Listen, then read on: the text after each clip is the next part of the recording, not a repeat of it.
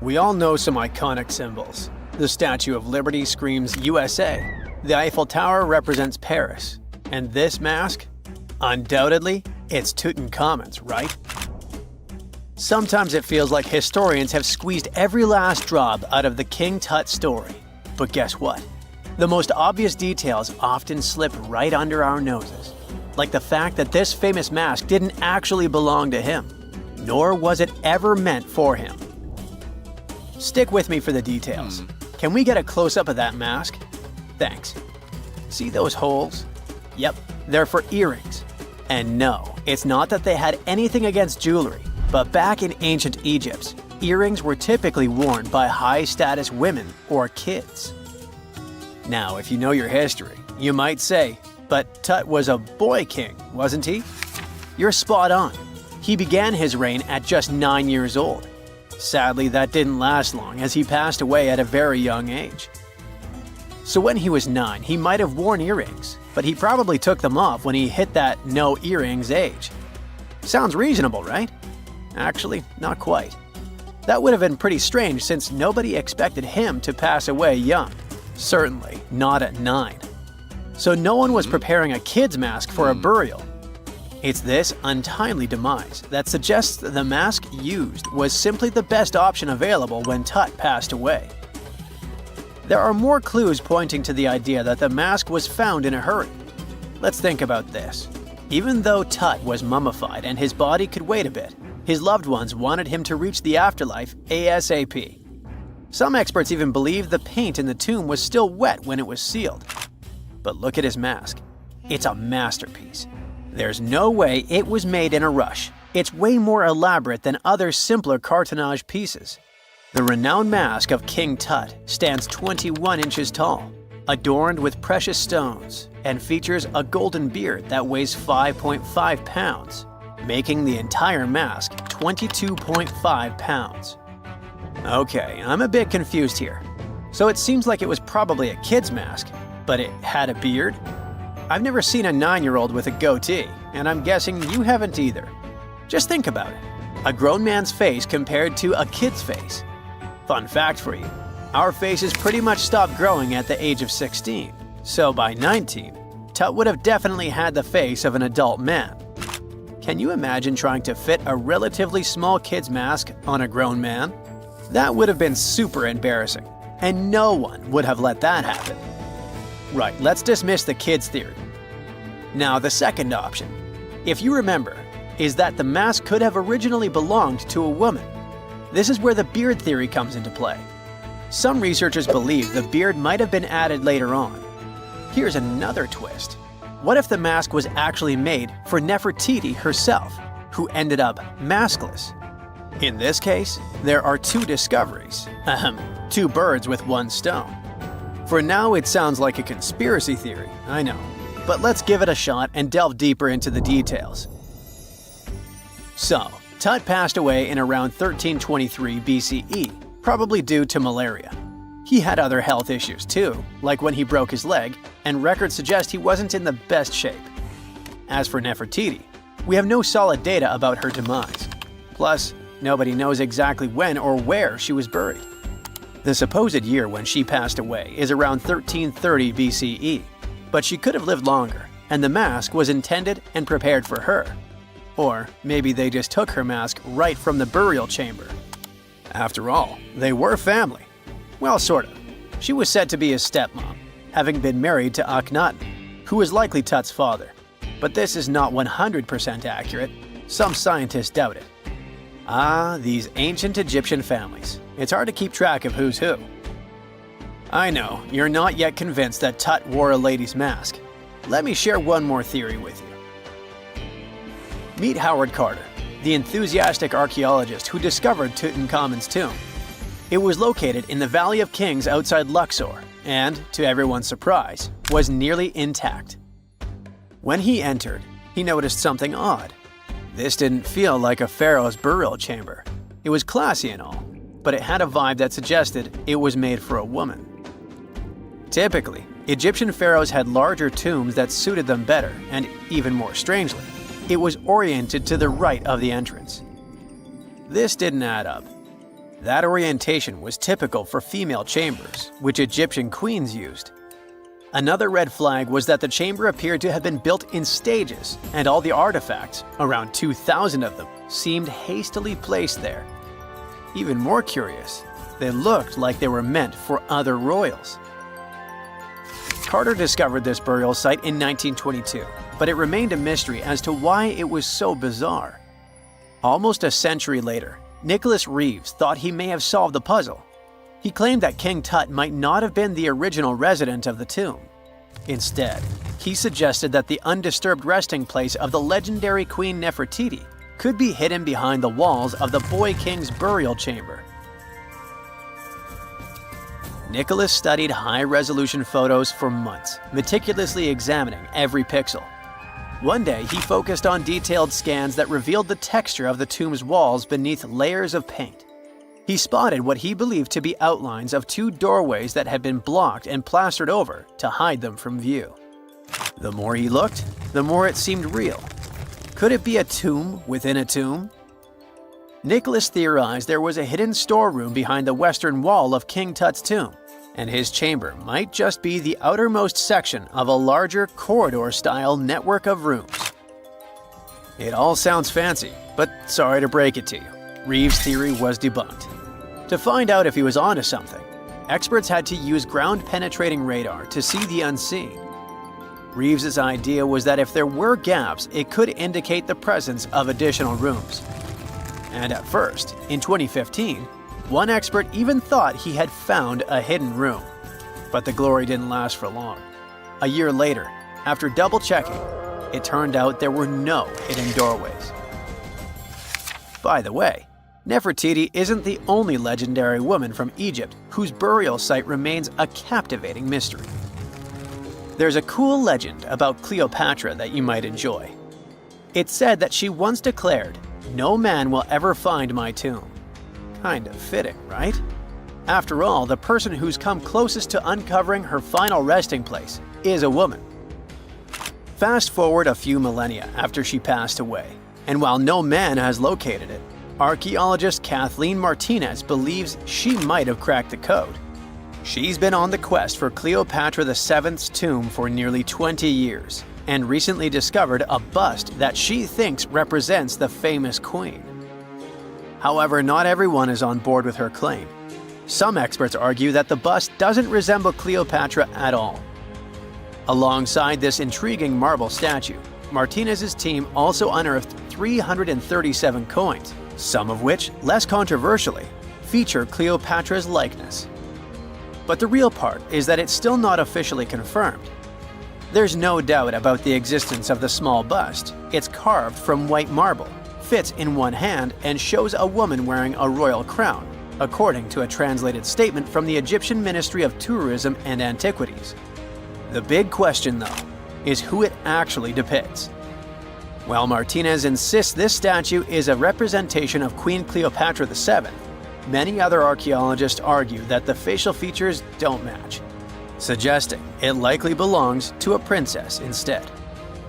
Sorry, I can't resist the temptation of breaking the magic for a moment. Some folks believe that the whole idea of "no man will find my tomb" is misunderstood. Even if she did say it, what she probably meant was "no living soul," and it wasn't about gender at all. It can as well be just a beautiful legend. Toodaloo! They found the tomb of a royal doctor who lived over 4,000 years ago, a man who held pharaohs' lives in his hands. This man knew secrets that only deities and kings were allowed to hear. And yet, when they opened his tomb in 2024, there was no body, just vivid paintings, untouched by time, and cryptic symbols carved into stone. Who was he, and why was he buried with spells linked to a scorpion deity? The tomb was buried deep beneath the sands of Saqqara. The doctor's name was Tete Nebefu. He lived around 4,100 years ago, during one of Egypt's most mysterious turning points, right at the edge of glory and collapse. These were the final days of Egypt's Old Kingdom. The sun still glinted off freshly built pyramids, but the shadows were already creeping in. The pharaoh, Pepi II, had ruled longer than anyone before him, 90 years. But by the end of his reign, the country was cracking. The power was slipping, the regional leaders were rising, and the Nile floods grew unpredictable. In this shaky period, the mysterious doctor thrived. His tomb was discovered by a Swiss-French archaeological team in the shadows of old pyramids. The weirdest part was that when they uncovered his burial chamber, they found no body, no golden treasures either. Unfortunately, the tomb had been robbed long ago. But what remained was something even more fascinating: the words and images left on the walls. The paintings are still vibrant, bright colors that somehow survived all those years underground. The walls show jars, containers, strange abstract patterns, and geometric shapes. And then there are hieroglyphs, lines and lines of sacred script carved with precision, like someone had poured their soul into every curve. These inscriptions revealed who Teti Nebi Fu truly was. Turns out, he wasn't just any doctor. He was the conjurer of Serket. Now, Serket was the female deity of scorpions, sacred and terrifying. Egyptians believed she could stop venom, heal bites, and protect the living from toxic elements. The title, Conjurer of Serket, meant Teti Nebi Fu was a specialist in treating dangerous stings and bites. And if he got an entire tomb for himself, he may have been Egypt's top expert in those things, a man who healed with both medicine and magic. But that wasn't all. He also held the title Director of Medicinal Plants, a title seen only once before in all of ancient Egypt. That means he knew the healing power of herbs, roots, and oils like no one else. Now, you might wonder, what plants in a huge land of sand? But in reality, ancient Egyptians used herbal medicine that would hold up in some labs today. They created pills, ointments, and inhalers. Most often, they chose some active ingredient, a flavor to make it easier to take, and something to deliver it into the body. Sound familiar? And yeah, they didn't have many traditional plants, so some of these ingredients were bizarre by our standards, like using crocodile dung and acacia mixed with honey. They even had formulas for anti-wrinkle creams. And apparently, our mysterious healer was also chief dentist. This title is almost never seen in ancient records. Evidence of Egyptian dentists is incredibly rare. Turns out, our ancient genius didn't just fight stings and study plants. He was also trusted with teeth and jaws, which were actually a huge problem in ancient Egypt. These people may have built wonders, but their teeth paid the price. Ancient Egyptians constantly caught grains of sand in their mouths. They often ate grit-filled bread and raw vegetables, which wore down enamel and caused a horrible condition called attrition. This led to tons of problems, including tooth loss. They had to improvise back in the day. For example, crafting the world's oldest known toothpaste from crushed rock, mint, and pepper, which ironically only made things worse for the gums. Or a toothpaste from things like eggshells, pumice, and natron, a salty mineral used for cleaning. They were also inventing mouthwashes from celery, bran, and herbs to ease the problem. Some mummies were even found with crude metal braces and gold wires attaching missing teeth. Though we're not sure if these were for the living, or was it just a nice little addition added as an afterlife gift. So, Teti Nebi Fu specialized in all these fields. 3 rare titles for one man. Now, back in the day, he must have been admired as incredibly knowledgeable. In a world without modern science, he would have been like a sorcerer who knows how some leaf or bark could save a life. That's why archaeologists believe Teti Nebi Fu wasn't just any doctor. He was, most likely, the royal physician, the one who treated the pharaoh himself. We don't know for sure which king he served. Maybe it was Pepi II, and who knows, maybe that's why the guy lived so long. But if that was the case, Teti Nebi Fu may have lived through the final moments of the Old Kingdom, watching the Golden Age crumble from inside the palace walls. And then he was buried. The body was looted, or perhaps just lost to time. But the team says they're still studying the tomb, still uncovering the traces of this incredible man. Overall, ancient Egyptians were practicing medicine on a crazy advanced level. Some practices feel familiar even today. They had hospitals, specialists, surgeries, and many more things, even medical schools. Both men and women were allowed to be doctors. They healed with various methods and practiced surgery with actual tools, scalpels, forceps, even sutures. Some doctors treated only the eyes, others the teeth, the stomach, or even what they called the hidden diseases. They knew how to clean and dress wounds, could set broken bones using splints made of wood or reeds wrapped in linen, and even prevented infections. There were even proctologists. They also built the first prosthetics, like a wooden toe with leather straps that help people walk normally again. The oldest known prosthetic is 3,000 years old. Now, the most shocking part is how they actually even tried to remove tumors. A recent study looked at a 4,000 years old skull. It belonged to a man in his 30s.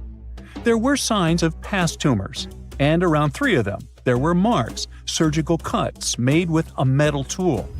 That suggests someone attempted to remove or study them, maybe treatment, maybe an autopsy. There was another skull of a woman over 50 years old.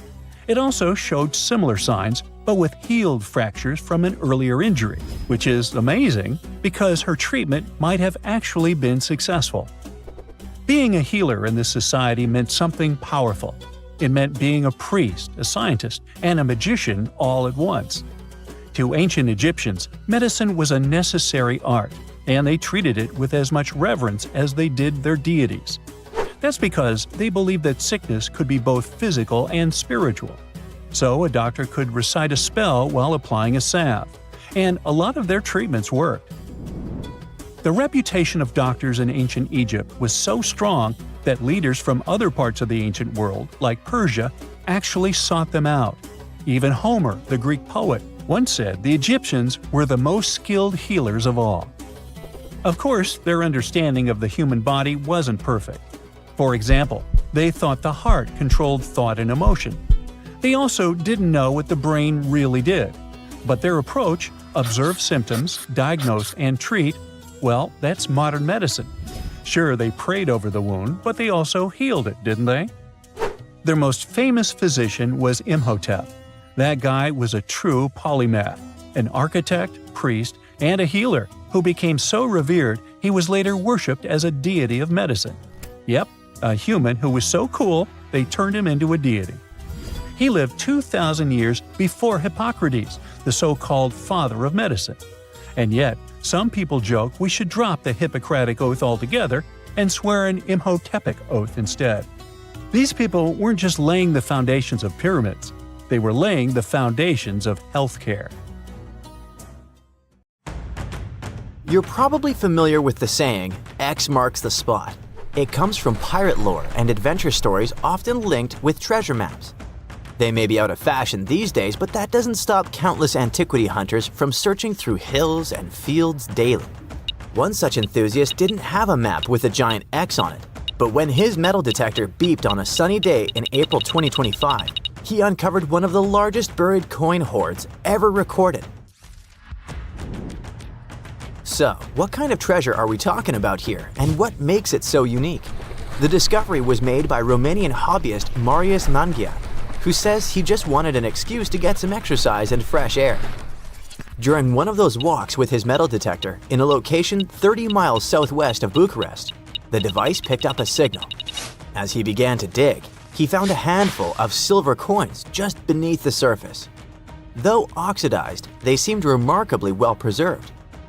Oxidation happens when metal reacts with air or moisture over time, causing it to change color, darken, or develop a crusty surface. Just like a sliced apple darkens when exposed to air if left out too long. The pile of coins grew quickly. Soon, it was obvious they were all packed into a ceramic jar. The final count was nearly 1,500 silver denarii, Roman coins likely buried around 1,700 years ago. However, these denarii date from the reigns of emperors Nero to Marcus Aurelius, covering over a century during the Roman imperial period, which means they're almost 2,000 years old. The presence of coins from multiple emperors suggests that the wealth was accumulated over many years. The Roman money system had a bunch of different coin types, so finding only silver denarii in the stash is a bit odd. It would be like burying $15,000 in cash, but all of it $10 bills.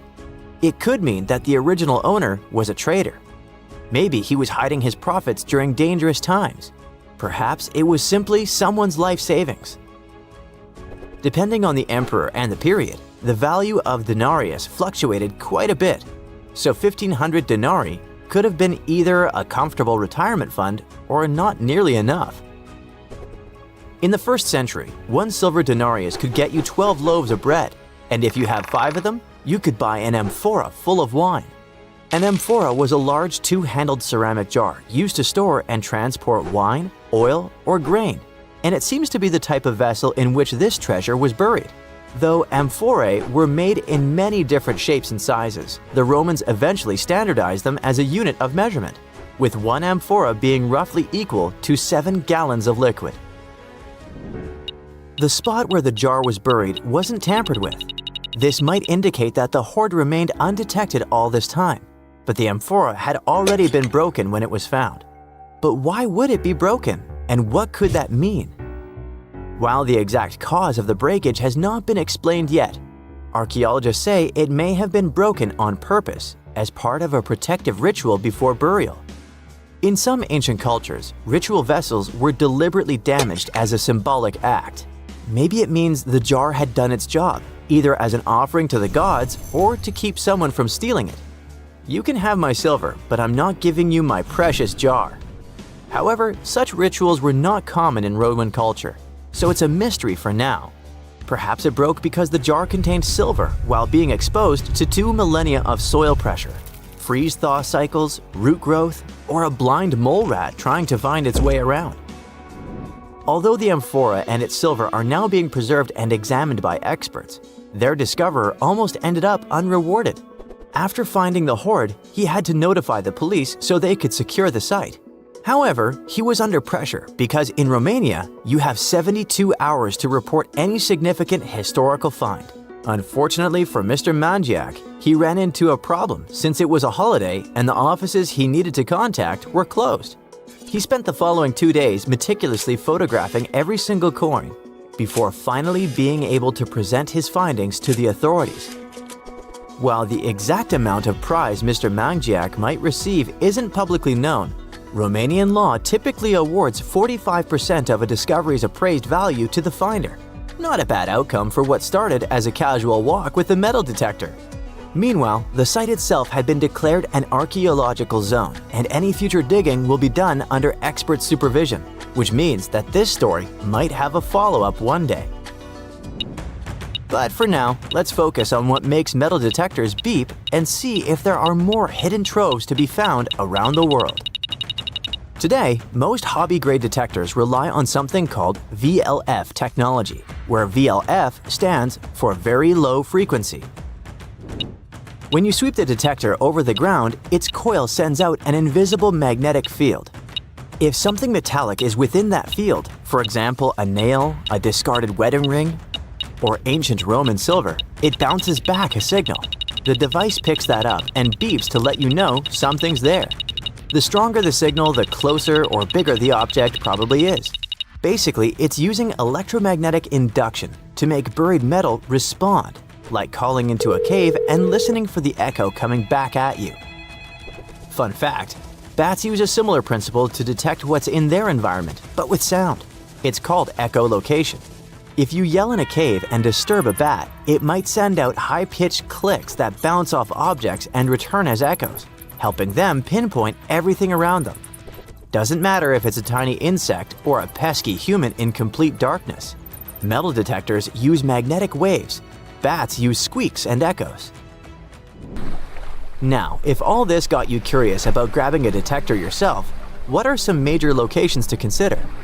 Mr. Mangiac simply went for a walk, but for many, it's a rewarding hobby that helps history and also pays off well. And not just in Romania, but all over the world. In the UK, regions like Norfolk, Suffolk, and Lincolnshire have become hotspots where enthusiasts regularly uncover Roman coins, Viking relics, and medieval artifacts.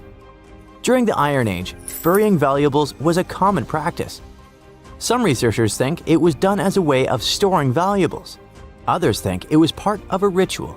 But either way, many of those hoards could still be there. France also has plenty of stuff hidden beneath the ground, including ancient Roman and Gallic treasures. In the Netherlands, someone recently uncovered a fragment of an extremely rare Viking sword. Scotland is no exception either, and findings like Peebles' hoard give additional insights into the Bronze Age.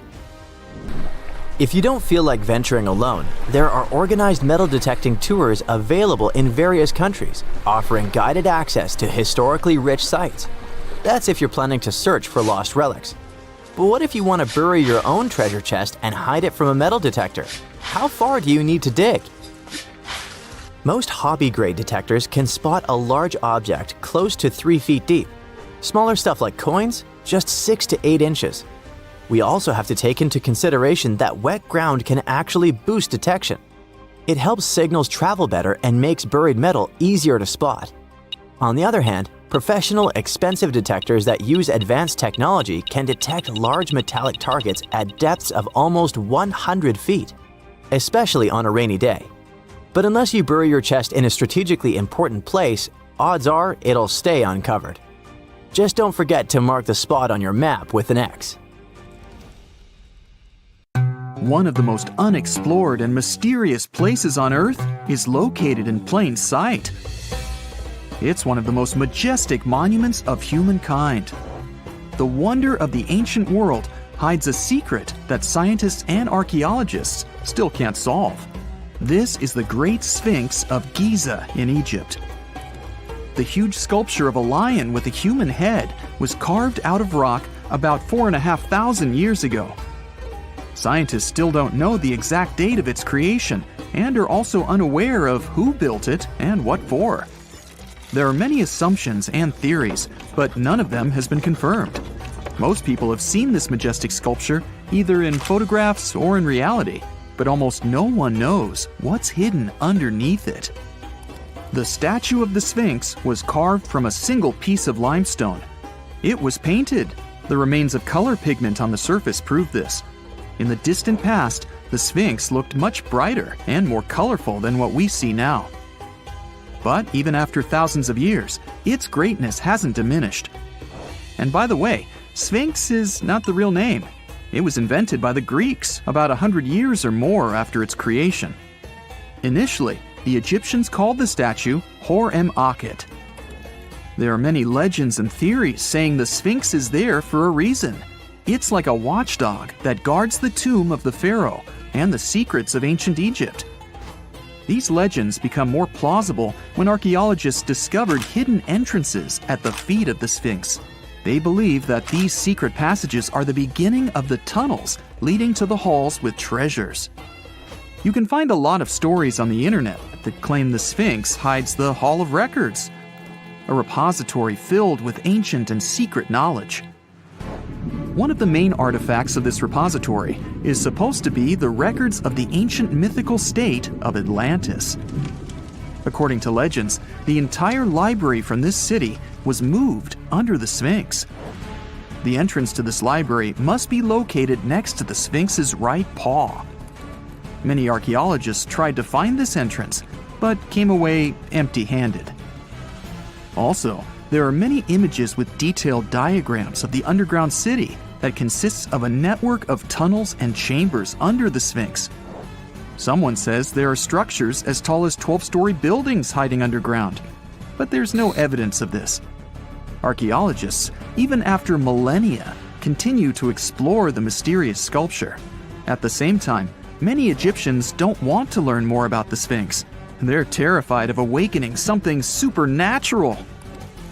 In 1998, scientists discovered tunnels leading to empty caves under the Sphinx.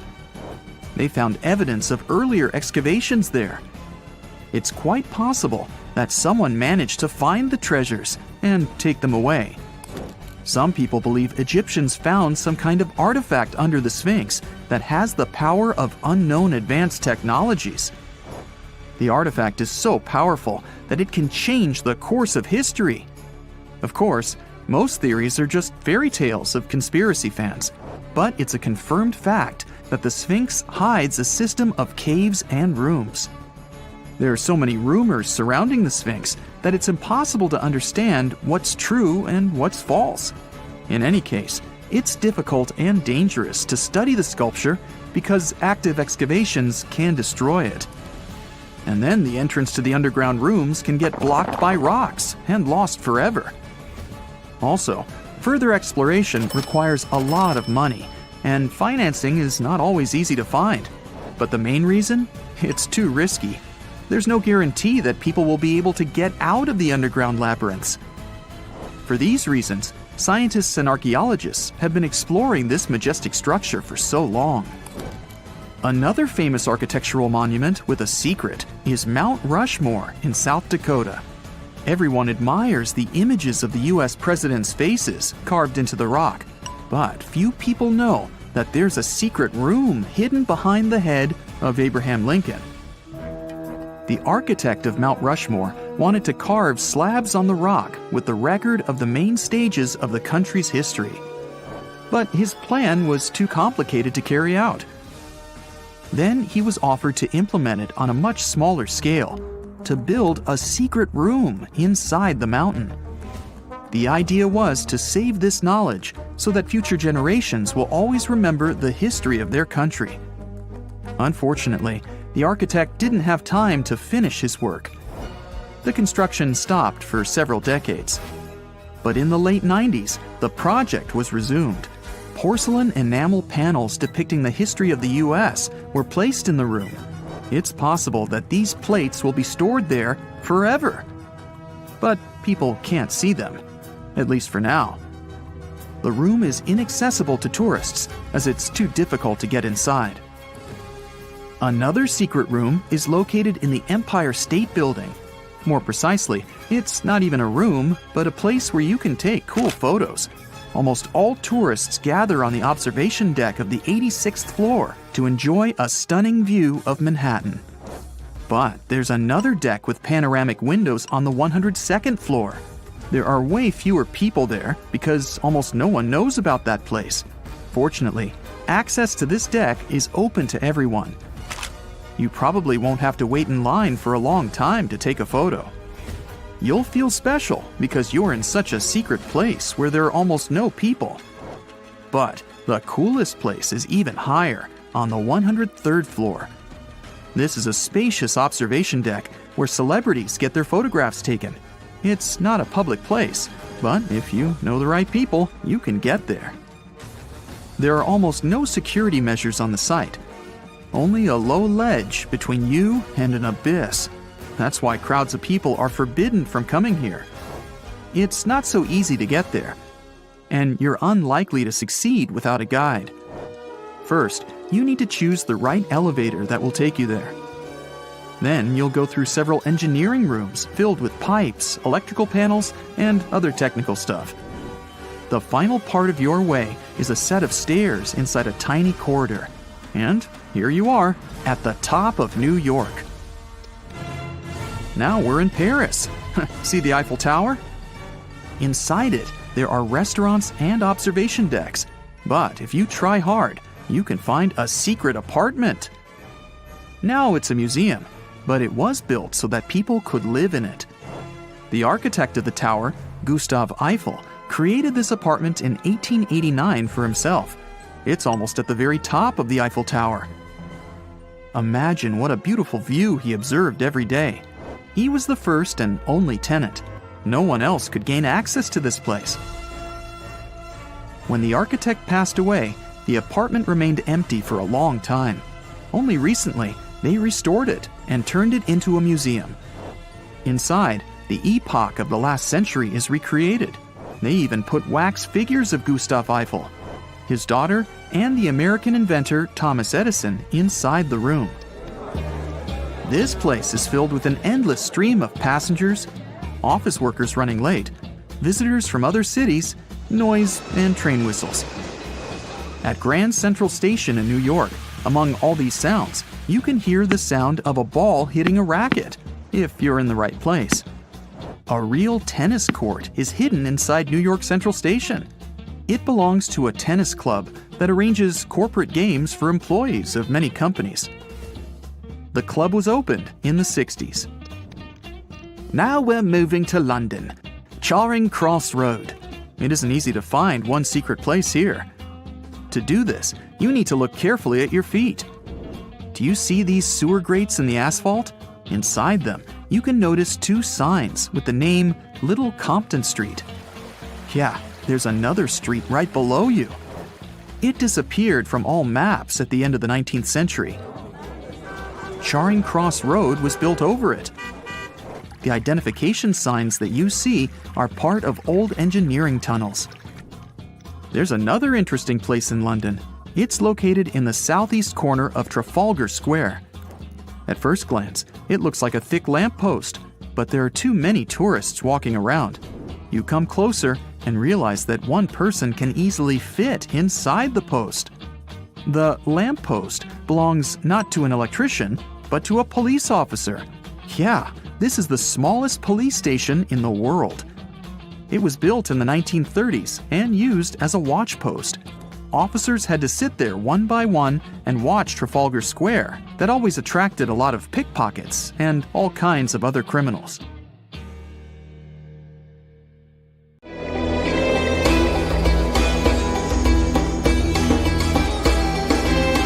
The Great Pyramid was created as the final resting place of ancient Egyptian monarch Khufu. According to legend, French leader Napoleon entered the Great Pyramid and came back out looking shaken and super pale. He never revealed what he saw inside, but whatever it was is said to have affected him for the rest of his life. When Napoleon entered the pyramid, he would have walked through a super tight and ascending passageway. He'd then go through another passageway known as the Great Chamber. This corridor would have been much taller than the previous one and would have cobbles too. He then reached the King's Chamber, the centerpiece of the Great Pyramid, which was lined with huge blocks of granite. But it wouldn't have looked as grand as we might imagine. There are no hieroglyphics decorating its walls, as Egyptians only began decorating the burial chambers of pyramids much later on. The pharaohs' tombs deep inside the pyramid would have also been filled with treasures, from chunks of gold to the world's most expensive jewelry. But this would have all been looted a long time ago. The only thing that probably would have been left in there would have been a huge sarcophagus, which would have once contained the king's mummy. He'd also have to walk past the queen's chamber. This room most likely didn't hold any queens though, as pyramids were usually only built for one person. There are mysterious tunnels leading from here. To this day, no one is really sure what they're there for. And that's not the only mysterious and creepy thing Napoleon may have encountered, as stories of pharaohs leaving ancient curses on pyramids go way back. Many pyramids had warnings written on the outside, telling of horrifying things that would happen to those who entered and disturbed the peace. We might not know what exactly Napoleon found in the Great Pyramid that scared him so much, but we know for sure what was found in Tutankhamun's tomb. Tutankhamun was an ancient Egyptian pharaoh who was only 8 or 9 years old when he took to the throne. He became a cultural phenomenon when his tomb was discovered almost completely intact in 1922. His pyramid sits in the Valley of Kings in Thebes, modern Luxor, which is in Egypt. Unlike the Great Pyramid, Tutankhamun's tomb was covered in beautiful wall decorations. The walls told the story of how he would travel to the afterlife through the underworld. Egyptians believed all people would have to take this journey, so they would fill their tombs with objects and paintings to help them get there. There'd also be spells painted on the walls. They believed this would help people pass over to the next realm. The journey would be pretty long, and for that reason, the ancient Egyptians would also fill the pyramids with food. Tutankhamun's pyramid was filled with 8 fruit baskets. They even found something called gingerbread fruit in there.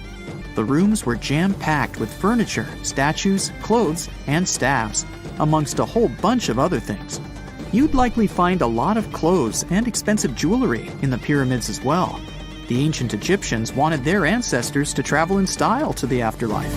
They put Tutankhamun in his final resting place with over 50 pieces of clothing, all of the highest quality. There were tunics, scarves, gloves, and headdresses, and a ton of jewelry. Bracelets, pendants, necklaces, rings, and scarabs for protection were all found inside. Each of them was made of gold or precious stones.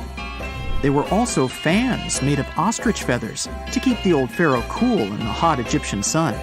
But the temperature inside the pyramids never actually went above 68 degrees Fahrenheit. The ancient Egyptians developed a super cool air conditioning system that we don't fully understand even today. Tutankhamun's pyramid also contained 130 walking sticks made from ebony, ivory, silver, and gold to help him on his journey. There were 3 chariots hidden away in case he got tired of all the walking. They also put 11 boat paddles inside, but there was no sign of any boat. The pyramids would be littered with the pharaoh's favorite scents and perfumes. During the excavation of Tutankhamun's pyramid, it quickly became clear that it had been robbed during ancient times. There was damage to doors and traces of oils left in empty jars. It looks like someone raided the pyramid for gold and the scents, perfumes, and oils that had been left for King Tut. There was still a bit of perfume, which was made from coconut oil and frankincense, left in one bottle. It seems like Pharaoh Tutankhamun loved board games. There was an ivory traveling set of senet in his pyramid. Although we don't know for sure exactly how to play it, we have figured out it was sort of an ancient Egyptian version of backgammon. It looks like it was a 2-player game where the goal was to knock your opponent off the board. Not really sure who Tutankhamun's mummy was supposed to play with, though. The ancient Egyptians had some rituals that may seem pretty strange to us. For example, they used to shave their eyebrows off if they ever lost a cat. So it's not too surprising they put some really weird things inside pyramids. Archaeologists discovered a collection of mummified cats and scarab beetles in pyramids that date back more than 4,000 years. They were found in the pyramids of Saqqara, which is south of Cairo. They also found a bunch of makeup kits and mirrors inside. Makeup was worn proudly by both men and women in ancient Egyptian times. Eyeliner was the most popular cosmetic. The Rosetta Stone was one of the best discoveries ever made in pyramids. It was found by our man Napoleon Bonaparte and his team. It's a black granite rock that dates back to 196 BCE. It's transcribed in Greek, demotic, and hieroglyphic. When it was translated in 1822, we got the key to understanding ancient Egyptian hieroglyphics for the very first time. The discovery of Queen Hatshepsut's mummy in 1903 changed our understanding of the Egyptians forever. After she had passed away, her successor, Thutmose III, removed most of the evidence of her reign, so we basically knew nothing about Egypt's first great female leader. She's now gone on to become one of the few and most famous female pharaohs of Egypt. Pharaoh Khufu even had a fully fledged boat in his pyramid. Archaeologists uncovered more than 1,200 pieces of a giant boat near the Great Pyramid at Giza. They reassembled the boat, and it's a whopping 144 feet long. It's most likely a solar boat, which was designed to carry the resurrected king with the deity Ra. Fun fact, the Pyramid of Giza is the last remaining of the 7 wonders of the ancient world. The other 6 are the Hanging Gardens, the Colossus, the Temple of Artemis, the Mausoleum, the Lighthouse, and the Statue of Zeus. This pyramid was also the world's tallest man-made structure for 3,800 years, and it's the biggest pyramid in Egypt. It took a staggering 2.3 million blocks of limestone, and some weighed as much as 80 tons. It took an incredible 100,000 laborers and a whopping 23 years to build. Its original height was a mega 480 feet. In 2017, archaeologists discovered something weird about Egypt's Great Pyramid. There's a hidden void that's at least 100 feet long, and no one really knows why it's there or what's actually inside it. The weird void is the first inner structure discovered within the 4,500-year-old pyramid since the 1800s. Scientists used cosmic rays to detect the massive hole, but are still no closer today to finding out what's inside. The ancient Egyptians took a lot of care building the pyramids, and everything was strategically placed and structurally sound, so it's super unlikely that this hole is due to blocks falling over time. Loads of pyramids also contain small model figurines called ushabti. These represented attendants. They believed they would come to life to serve the pharaohs in the afterlife. But it's amazing that all this stuff actually fit inside. There isn't actually a huge amount of space inside the structures. It's mostly just rock. You're digging in Egypt's famous Saqqara necropolis, also known as the ultimate VIP graveyard for pharaohs, when suddenly you find a giant pink door hiding something no one knew existed. Behind this giant stone door, one that wasn't supposed to open, by the way, you find a lost tomb of Egyptian royalty. Alright, history lovers, it's time to buckle up because archaeologists just pulled off something straight out of an Indiana Jones movie. Let's travel all the way to Saqqara, one of Egypt's most mysterious and treasure-packed ancient sites. The star of the show? The prince you've probably never heard of, Prince Userefre, son of King Userkaf. No one important, just, the founder of Egypt's 5th dynasty. No big deal. But the way his tomb was discovered… It all started with a massive door, made of pink granite, no less. But this isn't just a regular stone slab. This thing is about 14 to 15 feet tall and 4 feet wide. A giraffe could easily walk through it. This door is also definitely heavier than your neighbor's SUV. But here's the twist. It wasn't a real door. It was a false door, a symbolic gateway meant to allow the spirit of the deceased to pass between the world of the living and the afterlife. Normally, that's where the story ends. After all, false doors are common in tombs. But this one was extra special. You see, false doors were usually made out of limestone, which was pretty common and found everywhere in Egypt. To build one out of red or pink granite, people had to bring these rocks from a quarry located 400 miles away. And you can bet this wasn't a cheap trip. According to Egyptologists, this is the first time a false door of this size and material has ever been found in Egypt, making it a totally unique piece of architecture. Aside from being super expensive, this one had a surprise behind it too. When the team of researchers investigated further, they realized that this false door actually hid a real entrance. And what did it lead to? A hidden tomb, packed with statues, relics, and secrets from over 4,000 years ago. The tomb belonged to Prince Userefre, but you can call him Wasar Efra, or Wasar Efra too. Despite being totally erased from history, this fella was no minor noble. The hieroglyphs on the pink granite door listed him as the hereditary prince, governor of Buto, and Nekeb, royal scribe, minister, judge, and priest of chance. Phew! He was like the ancient Egyptian version of Daenerys Targaryen. These inscriptions not only identify his political and religious roles, but also suggest he held significant power in Lower and Upper Egypt, bridging both regions through his titles. One title in particular, the Priest of Seker, links him to the deity of the necropolis, the one with the falcon head. This god was the patron of the living and god of the dead at the same time. So I guess the Forgotten Prince was sort of a big deal, considering that his tomb was placed in such a prestigious location within Saqqara. What's even more mysterious is that Prince Userefre doesn't appear in official king lists or royal family trees, which makes us wonder if he passed away before he could rule, or if his legacy was deliberately erased in one of ancient Egypt's classic political dramas. Some scholars now believe his erasure might be connected with shifting religious or political power struggles during the early 5th dynasty, especially as his father Userkaf was reshaping Egypt's religious order. And speaking of his father, King Userkaf was a total game changer. He wasn't just the founder of the 5th dynasty, he also kicked off a religious revolution by promoting the sun god Ra over older deities.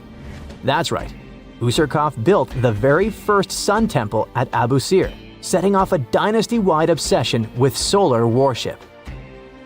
After Userkaf wrapped up his short but revolutionary reign, a whole lineup of pharaohs took the stage. Sahure, Neferirkare, Nusere-Ini, basically the boy band of the 5th dynasty. And these guys were all about two things: building pyramids and making money. They weren't just stacking stones, they were expanding Egypt's influence, opening up trade routes to far-off lands and blinging out their temples like it was nobody's business. Back in the tomb, things got even cooler.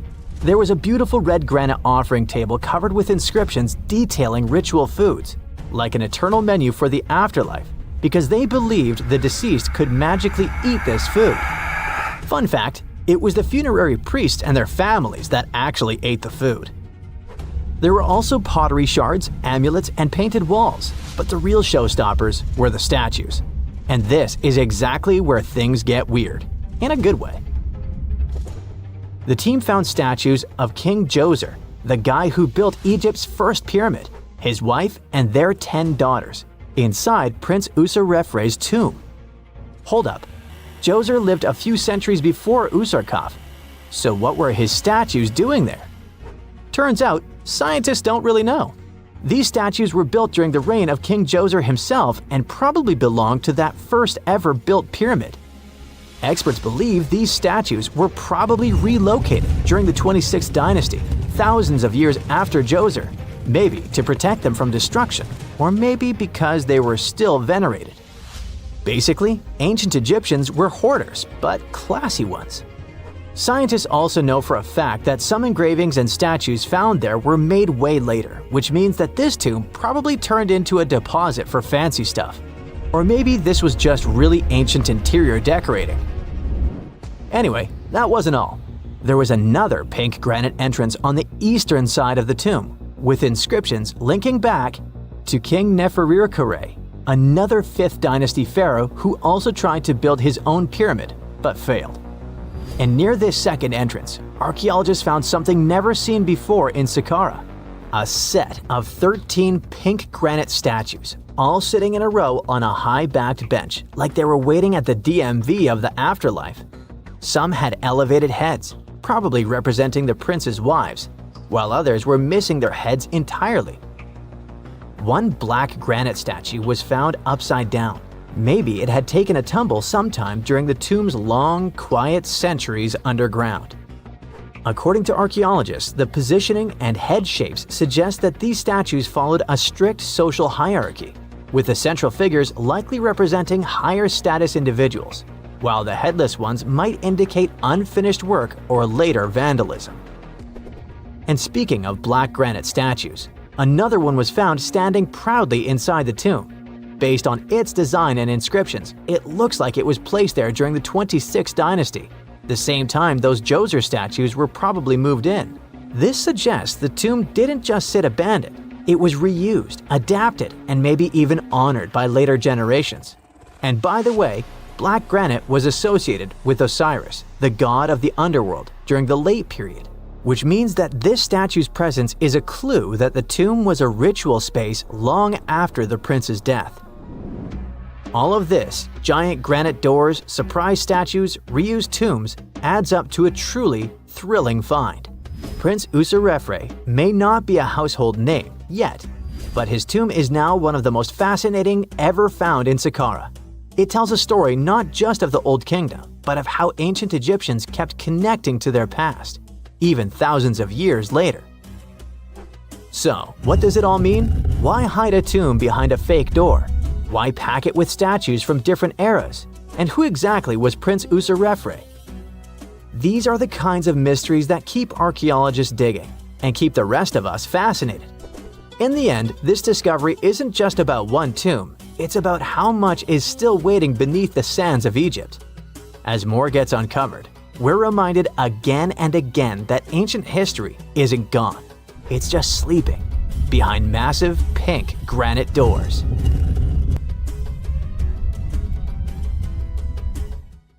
Welcome to one of the most mysterious and unexplored places on Earth. But what's so special about that?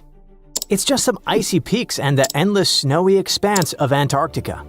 Yeah, that's right, but there's still a planetary scale mystery here. No matter how hard you try, you won't see a hidden mountain range, giant, unexplored land where no human has ever set foot, and it lies under another layer of mountains. It's like a nesting doll, but the size of a continent. These mountains hide Antarctica secrets, and these secrets can tell us something awesome about the ancient history of our planet. This gigantic unexplored territory in Antarctica is called the Gambritsev Subglacial Mountains. And the layer of ice above keeps this place untouched by nature and people. It's like a land inside another land, and it hides more than just mountains. There are valleys, hills, and plains. The whole area is similar to the European Alps, but unfortunately, we can't enjoy the view. Those mountains were first discovered in 1958 using seismological instruments. More than half a century has passed since then, and this place still remains one of the most poorly studied tectonic objects on Earth. Why? Because it's ice. A lot of ice. Who knows? Maybe there are some unknown ancient artifacts lying there. What if they're hiding a secret city or spaceships? It's unlikely, of course, but it would still be interesting to look there. Think about it. Hundreds or even thousands of miles of land that have remained unchanged for hundreds of millions of years. Even if no new species of animals or remains of an ancient civilization are there, this place still has a history. The history of the formation of continents on our planet. And scientists have already figured out some of this story.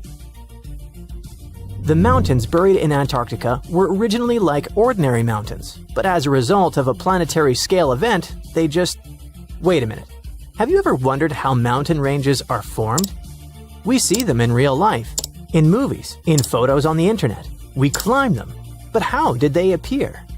Mountains have not always existed on the planet in this form. They appeared as a result of a large-scale collision of tectonic plates. Two giant solid chunks of ground are moving toward each other, then crash, and boom! Millions of tons of the Earth's crust pile on top of each other, mix, and form ledges and gorges. And all this can last for millions of years. Yes, it's a disaster, but it's very slow. Some tectonic plates are still colliding. For example, the Himalayas continue to grow because the Indian and Eurasian plates are still ramming into each other. And this process began about 50 million years ago. The Gambritsev Mountains under ice experienced a similar event, only much earlier. An article in the journal Earth and Planetary Science Letters says that they appeared during the formation of the supercontinent Gondwana. Two giant pieces of land were separated by a boundless ocean. But then, about 700 million years ago, they collided and formed Gondwana. This supercontinent included the territories of modern Africa, South America, Australia, India, and Antarctica. The giant pieces crashed into each other and released a stream of hot, partially molten rock. This mess grew bigger and bigger, forming mountains. The temperature of those mountains grew, their mass increased, and at some point, Gondwana became unstable. The supercontinent began to collapse under its own weight. The hot rocks below the surface began to flow sideways as a result of a process called gravitational spreading. Take toothpaste and start squeezing it out of the tube. Approximately the same thing happened with billions of tons of red-hot rock. Ancient mountains in Antarctica appeared right during this catastrophic event. You've just watched a visual simulation of global events that took place hundreds of millions of years ago. It looks cool, but how did scientists figure it out? How did they see this planetary scale destruction? If the Gambritsev Mountains under ice is one of the most unexplored places in the world, then how could people find out its origin? The answer is simple. Tiny particles of rock have told us about the changing landscape of the planet. These are zircons, but scientists also call them time capsules. This mineral is very handy and resistant to mechanical and chemical influences. It's difficult to crush, it doesn't get affected by erosion, and it doesn't dissolve in water. And there's uranium inside it. This chemical element shows scientists the age of the rock. The fact is that uranium always decays into lead at the same rate. Scientists look at the ratio of uranium and lead and determine the age of minerals with great accuracy. Okay, this sounds a bit complicated. Here's a simple example. Imagine that each mountain belt is a clock that starts ticking at the moment of its formation. That is, after the collision of tectonic plates. After the rock forms, uranium begins its slow decay. The more time passes, the more uranium turns into lead. The rate of this decay is always the same. This decay can last for billions of years. The less uranium is in zircons and the more lead, the older the rock is. And this is how it happens in practice. Geologists take several rock samples. In a lab, they crush it to extract crystalline zircons. Geologists then dissolve the particles in acid to separate uranium from lead. Then they use a special device, a mass spectrometer that accelerates atoms and sorts them by mass. This is a rather complicated process, but the bottom line is that this device shows scientists the amount of uranium and lead. They look at the ratios of these two elements and calculate the age of the rock. Geologists took zircons from sandstones near the Gamburtsev Mountains, studied those particles, looked at the level of uranium, and calculated the chronology of mountain formation. Then they compared the data obtained with the history of our planet and realized that the mountains buried in Antarctica appeared during the formation of the supercontinent Gondwana. But how did they find out that the supercontinent included Australia, India, and Africa? Zirconia from those Antarctic rocks turned out to be very similar to zirconium from those countries. That is, a long time ago, these three continents were together. So, the Gamburtsev Mountains began to grow about 650 million years ago. About 580 million years ago, they reached the height of the Himalayas, and 80 million years later, they experienced the melting of the Earth's crust. And while most of the mountain ranges on the planet were changing and collapsing, the Gamburtsev Mountains under ice remained untouched. Water, soil, wind, earthquakes, gravity, and other natural forces destroy mountain belts. This process is called erosion. But mountains buried in Antarctica haven't experienced anything like this. The cold temperature and the ice sheet around them kept this range unchanged. It's one of the best preserved ancient mountain belts on the planet. Okay, but why do we need to explore these mountains? What difference does it make that the supercontinent Gondwana collapsed in the past? It's possible that plants, frozen bodies of insects, or ancient bacteria have remained preserved under thick layers of ice. What about ancient animals? Many species could have lived on Gondwana. Studying ancient mountains in Antarctica can show us what the planet looked like about 500 million years ago. When Antarctica was a green continent, what lived on it? What happened to this life? Is it possible to revive those ancient creatures after so many years?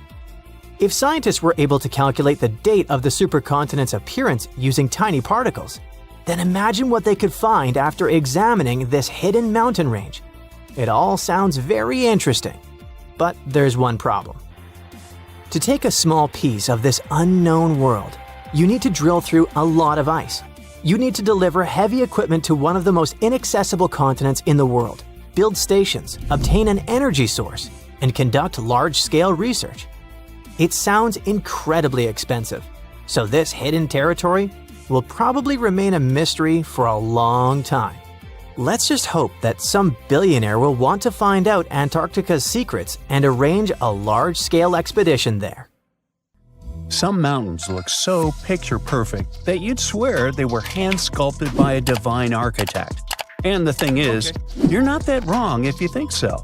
Wait, did someone really build mountains? Hidden deep in the Amazon rainforest, there's a bizarre cone-shaped peak that raises that exact question.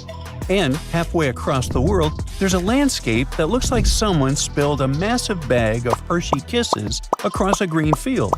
No, you can't make this stuff up. Get ready to learn what would happen if a Hershey's Kiss and the Road to El Dorado movie had a baby in real life, because we're diving into two of the most mysterious and oddly satisfying natural formations on Earth, Cerro El Cono in Peru and the Chocolate Hills in the Philippines. One might be an ancient lost pyramid, and the other turns into chocolate every year. Well, sort of. Let's start with El Cono, this strange solitary mountain rises more than 1,300 feet above the treetops in the heart of the Amazon, right near the Peru-Brazil border.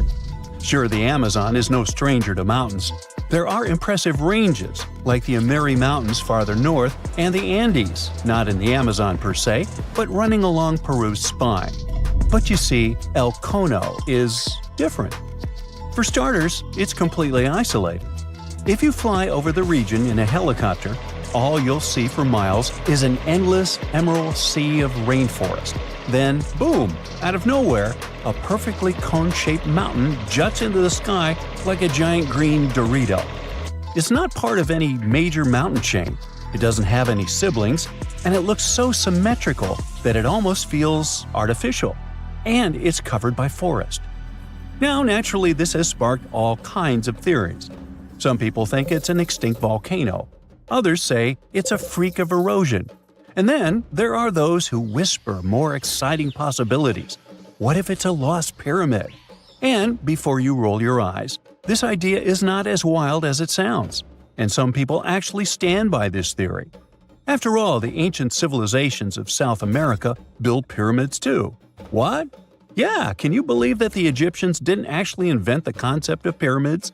No joke. The Mochi Chachapoya and Inca civilizations all built monumental structures. In fact, pyramids are found all over the world, from Ethiopia and Thailand to Greece, Mexico, and even Italy. So why do pyramids keep popping up throughout history? Simple. They're structurally sound. The broad base supports the weight, and the pointed top was often seen as a symbolic connection to the heavens. Okay, but what are the chances of all these people coming up with the same idea at the same time? Okay, calm down. Ancient aliens. Yeah, that's possible. But as it turns out, ancient people did talk to each other via trade, migration, and cultural exchange. Ideas like pyramids didn't need to come from a secret one-world civilization. They just came from smart, curious humans scattered across the globe, all looking up at the stars and wondering how to get closer. In fact, recent archaeological discoveries have revealed massive ancient cities deep in the jungle that were completely swallowed by nature. In Guatemala, scientists uncovered a lost Maya city with its own pyramid structures. In Mexico, an entire metropolis was found buried beneath forested hills. So yes, humanity can forget an entire city. Take another look at El Cono from the air, and you might start believing it too. Its slopes are smooth. Its symmetry is uncanny. From above, it resembles a colossal step pyramid or ziggurat, cloaked in jungle vines and secrecy. And if someone told you it was the moss-covered remnant of an ancient civilization, you might just nod and say, "Yeah, I see it." Of course, no one's proven anything yet. But the mystery is delicious. Like a myth waiting to be cracked open. At the same time, for people who live nearby, El Cono isn't just a geological curiosity, it's sacred. In Andean cosmology, mountains like El Cono are known as apus, spiritual guardians of the land. These aren't just rocks, they're living beings, protectors, deities. Think Tifiti from Moana, but South American and a little more mysterious. The indigenous tribes in the region still pay their respects to this mountain, treating it not as a tourist attraction, but as a sacred ancestor. And while everyone's busy debating whether El Cono is a mountain or a pyramid, nature's just vibing.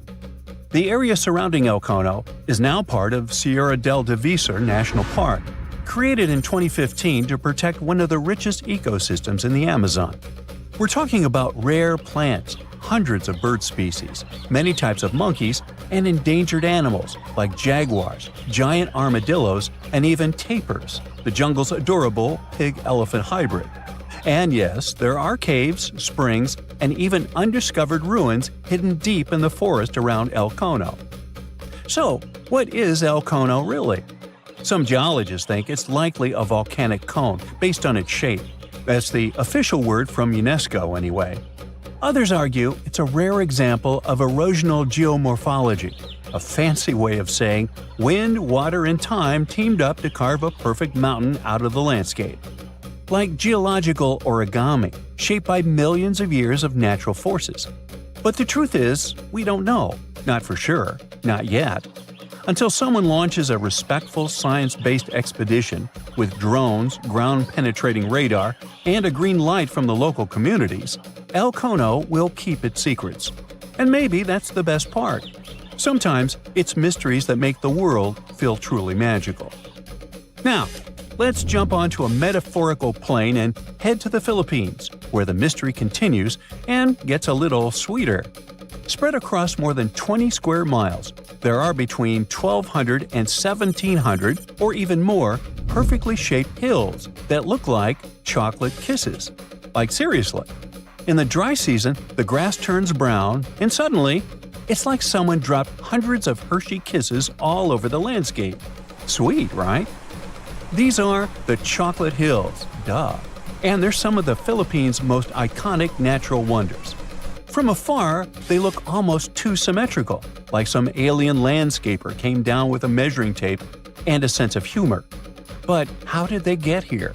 Well, according to scientists, the Chocolate Hills are a rare type of karst formation, a term used to describe landscapes formed when slightly acidic rainwater dissolves soft rock like limestone. In this case, the hills were once coral reefs and marine limestone that were pushed above sea level by tectonic forces. Over time, the exposed rocks got eroded by wind, rain, and underwater rivers, leaving behind this stunning army of symmetrical mounds. It's a geological marvel millions of years in the making. But science isn't the only explanation in town. Local legends are more fun. One story says the hills were formed when two giants got into a rock-throwing fight, launching boulders at each other until they collapsed in exhaustion, leaving the landscape littered with mounds, just like that one scene from the Hobbit movie. Another tale speaks of a heartbroken giant whose tears turned into earth, forming the hills as a tribute to his lost love. Oh. Today, the Chocolate Hills are a National Geological Monument and a major tourist attraction in the Philippines. They're also being considered for UNESCO World Heritage status, because, really, where else can you find such a naturally satisfying mix of geology and dessert? If you ever want to visit, it's pretty easy. Fly into Boho Palango International Airport or take a ferry from Cebu, and then head to the towns of Carmen, Batuan, or Sambanga. There are designated viewing decks, eco-parks, and even ATV tours that will let you explore the hills up close. So, whether you're chasing lost pyramids in the jungle or climbing a mountain that turns into chocolate in the summer, the planet still has places that surprise and delight. And that's the real treasure. Sometimes, nature's weirdest, most beautiful shapes aren't hiding aliens or ancient tech. They're just proof that Earth has a wild imagination. No man shall ever find my tomb. That's what, according to rumors, Cleopatra once said. Rumor has it really wasn't about the gender. She wanted no living soul to disturb her, and I think she meant that no human would ever discover the location of her grave. But, surprisingly, it was indeed a woman who was closer than anyone before to finally discovering the Queen's resting place. Meet Kathleen Martinez Berry, a criminal lawyer turned archaeologist. She got so intrigued with Cleopatra's story that she packed her bags and went to Egypt with no official support and even no permission from the authorities. All she had was pure determination to find the Queen's tomb. Now, you could say Kathleen had always been ahead of the game. She skipped grades in school, mastered piano, chess, swimming, and martial arts, and grew up listening to top intellectuals debating in her home. And she even got her law degree at just 19, and archaeology was her side passion. She had never actually been to Egypt, never dug up a single artifact. But her fascination with Cleopatra went all the way back to an argument with her father in 1990. That day, she walked into his library looking for a copy of Antony and Cleopatra by Shakespeare. Her dad, Fausto Martinez, a professor and legal expert, casually called Cleopatra a seductress. Kathleen wasn't having it. She fired back, arguing that history had been totally unfair to Cleopatra. The Romans, she said, wanted to destroy her reputation, and for centuries, people had just believed their version of the story. The debate went on for hours, and in the end, her father admitted maybe he had judged Cleopatra too harshly. That conversation changed everything for Kathleen. From that day on, she read every ancient text she could find, especially Plutarch's account of Cleopatra and Mark Antony. The more she learned, the more convinced she became that Cleopatra wasn't just some queen who fell for the wrong guy. She was a genius, playing a dangerous political game to keep Egypt independent. And the more she read, the more she started thinking, what if everyone had been looking for Cleopatra's tomb in the wrong place? That thought stuck with her. When she was caring for her second child, she earned a master's in archaeology. Multitasking. That reignited an obsession that would take over her life, uncovering the truth about Cleopatra. Even though most experts believe that Cleopatra's tomb, along with the final resting place of 13 other Ptolemaic rulers, lies somewhere beneath modern-day Alexandria, Dr. Martinez has a different idea.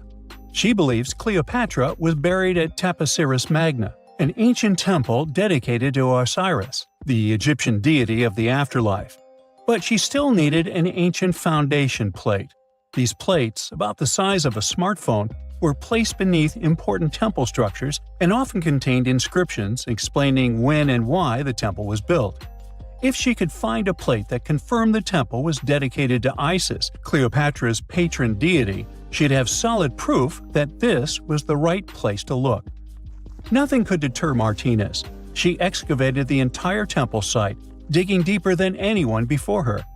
Her team found coins with Cleopatra's name and face stamped on them.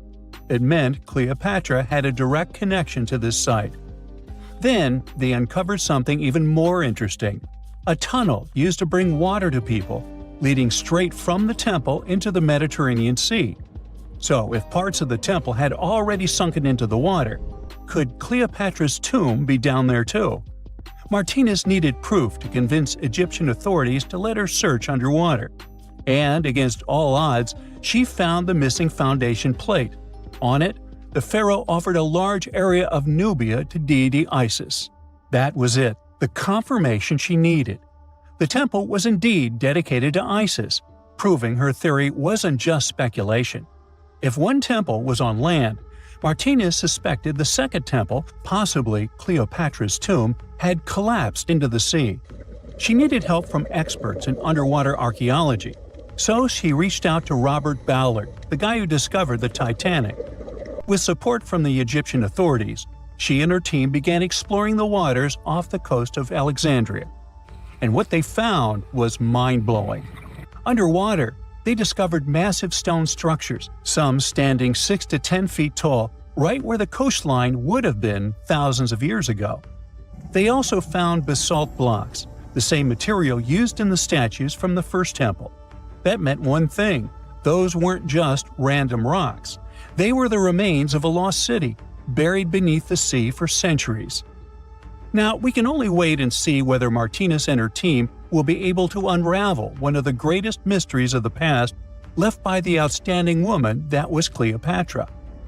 Here's some backstory. After her father, Ptolemy VII, passed away, Egypt's throne went to both Ptolemy VIII and Cleopatra, or so it seemed. Cleopatra, just 18 at the time, allegedly married her 10-year-old brother. Yeah, ancient royalty had some different customs, though there's no solid proof of that. But sibling love didn't last long. Young Ptolemy decided he wanted all the power for himself and tried to push Cleopatra out. Forced to flee the country, she didn't just sit around feeling sorry for herself. She raised an army, ready to march back and take what was hers.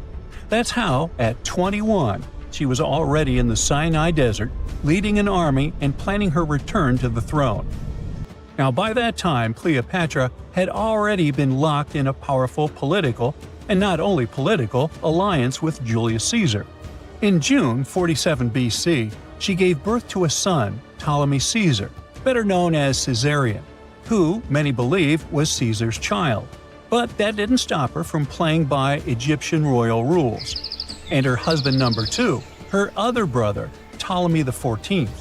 Yep, despite her ongoing affair with Caesar, Cleopatra married yet another sibling, because, in her world, keeping the throne in the family was the name of the game. Now, marriage aside, Cleopatra's bond with Caesar stayed strong. She even traveled to Rome with Ptolemy XIV for a state visit. But instead of playing the role of a dutiful queen, She stayed in Caesar's private villa by the Tiber River. But after Julius Caesar lost his life in 44 BCE on the Ides of March, Cleopatra's political standing became shaky. To make matters worse, her husband Ptolemy XIV passed away soon after, and some suspect Cleopatra had a hand in it, leaving her as the sole ruler of Egypt. Meanwhile, back in Rome, Mark Antony was rising to power as Caesar's presumed successor. Wanting to size up the Queen of Egypt, he summoned Cleopatra, and she did not disappoint. Sailing into town on the lavish barge, dressed as a deity, Cleopatra made quite an entrance. Antony was instantly mesmerized, so much so that he left his third wife back in Rome and followed Cleopatra to Alexandria, where their relationship turned into a full-blown royal affair. The two had 3 children together. Together, they waged war against Caesar's adopted son, Octavian, in a battle for control of the Roman Empire. The last time the queen was seen, she was in her mausoleum, dressed in full royal splendor, diadem on her head, lying on what Plutarch called a golden couch. When Antony and Cleopatra lost at Actium, Octavian's forces marched into Alexandria. Cleopatra apparently knew the end was near, so she locked herself inside her mausoleum, surrounded by gold, silver, pearls, and priceless art. Those were the treasures she threatened to burn rather than let the Romans take them. Antony, meanwhile, wasn't going to let the Romans capture him alive. He wounded himself with his own sword, but before he passed away, he was carried to Cleopatra's side. She held him as he took his last breath in her arms. A little over a week later, Cleopatra made her own choice. Rather than face humiliation as Octavia's prisoner, she ended her life. Legend says it was the bite of a deadly asp, though history isn't quite clear on that. At the time, Cleopatra was only 39. Sounds like a rather full life to me. In November 1922, a boy walked through the desert mountains of Egypt and discovered some ancient steps carved into the rock. Subsequently, this find became one of the world's largest and most significant archaeological discoveries. This step was part of Tutankhamun's untouched tomb. Archaeologists found about 5,000 ancient objects, including jewelry, fabrics, painted vases, and funeral masks. You've probably seen one of them. It has become one of the most recognizable attributes of ancient Egypt. More than 100 years have passed since then, and now humanity has finally become close to another large-scale discovery, the tomb of Cleopatra. This queen was the last active ruler of the Ptolemaic Kingdom of Egypt, who sat on the throne from 51 to 30 BCE. There are many ancient records about Cleopatra, her reign, and her unusual personality, but until now, no one has discovered the secrets about her passing away in the burial place. So, one archaeologist, Dr. Kathleen Martinez, has been studying ancient records and temples around Alexandria for decades, and concluded that the tomb of the queen should be located under the ancient city of Taposiris Magna, founded in 280 BCE. It was a big city on the northern coast of Egypt, where tens of thousands of people were engaged in trade and industry, and it seems that Dr. Martinez's guesses turned out to be correct. She and a group of archaeologists have discovered a secret underground tunnel near Alexandria, with a length of about 0.8 miles.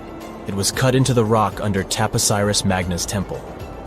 During further excavations, they found many things that indicate Cleopatra's tomb lies in the tunnel's depths. It's also possible that she is buried there together with the Roman commander, Mark Antony.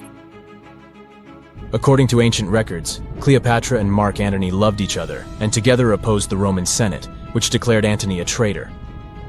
The fact that natural disasters have occurred on the territory of Taposiris Magna for thousands of years can complicate the excavations.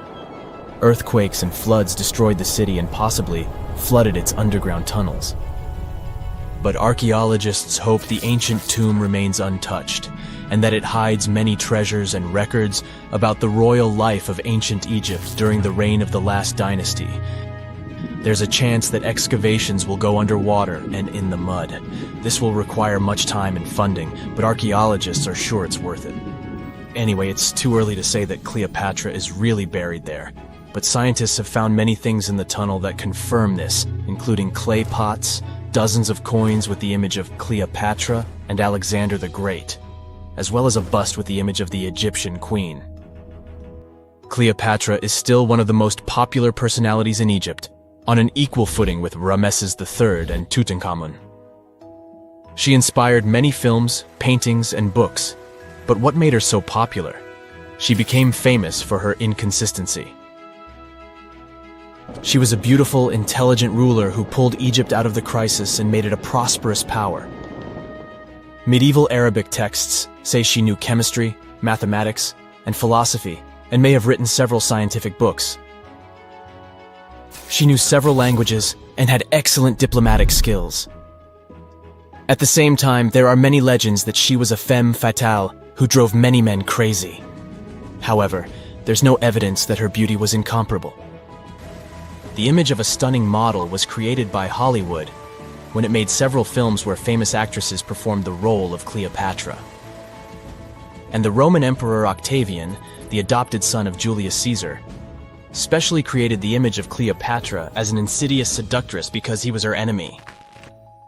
Even though she was born in Egypt, Cleopatra wasn't an Egyptian.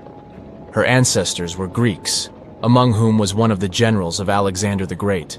However, the people of Egypt loved her. She learned the language and was very sensitive to the traditions of this country. She knew the history, mentality, and customs of ancient Egypt well. She raised the level of its economy and strengthened its status as a world power.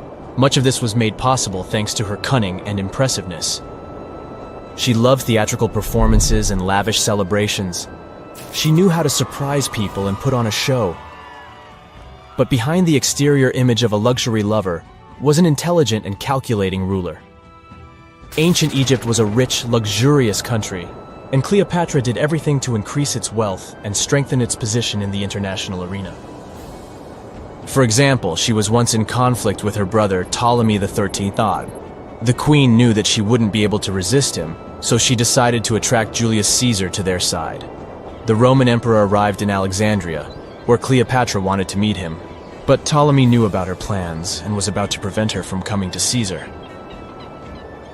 Then, instead of a rich and noisy arrival, Cleopatra decided to make her visit inconspicuous. She wrapped herself in a carpet or linen bag the emperor's servants carried into Caesar's private chambers. Cleopatra emerged from the carpet and impressed the Roman emperor with her beauty and determination. As a result, they fell in love with each other and became close allies. After some time, she impressed another influential Roman for diplomatic purposes. She arrived to meet Mark Antony on a golden barge with purple sails and silver oars. Cleopatra was dressed in the image of Aphrodite and sat under a magnificent canopy. Her servants dressed like cupids and were blowing her fan and burning incense. But Cleopatra created such a show for a reason. She knew that Antony revered Greek mythology and considered himself the embodiment of Dionysus.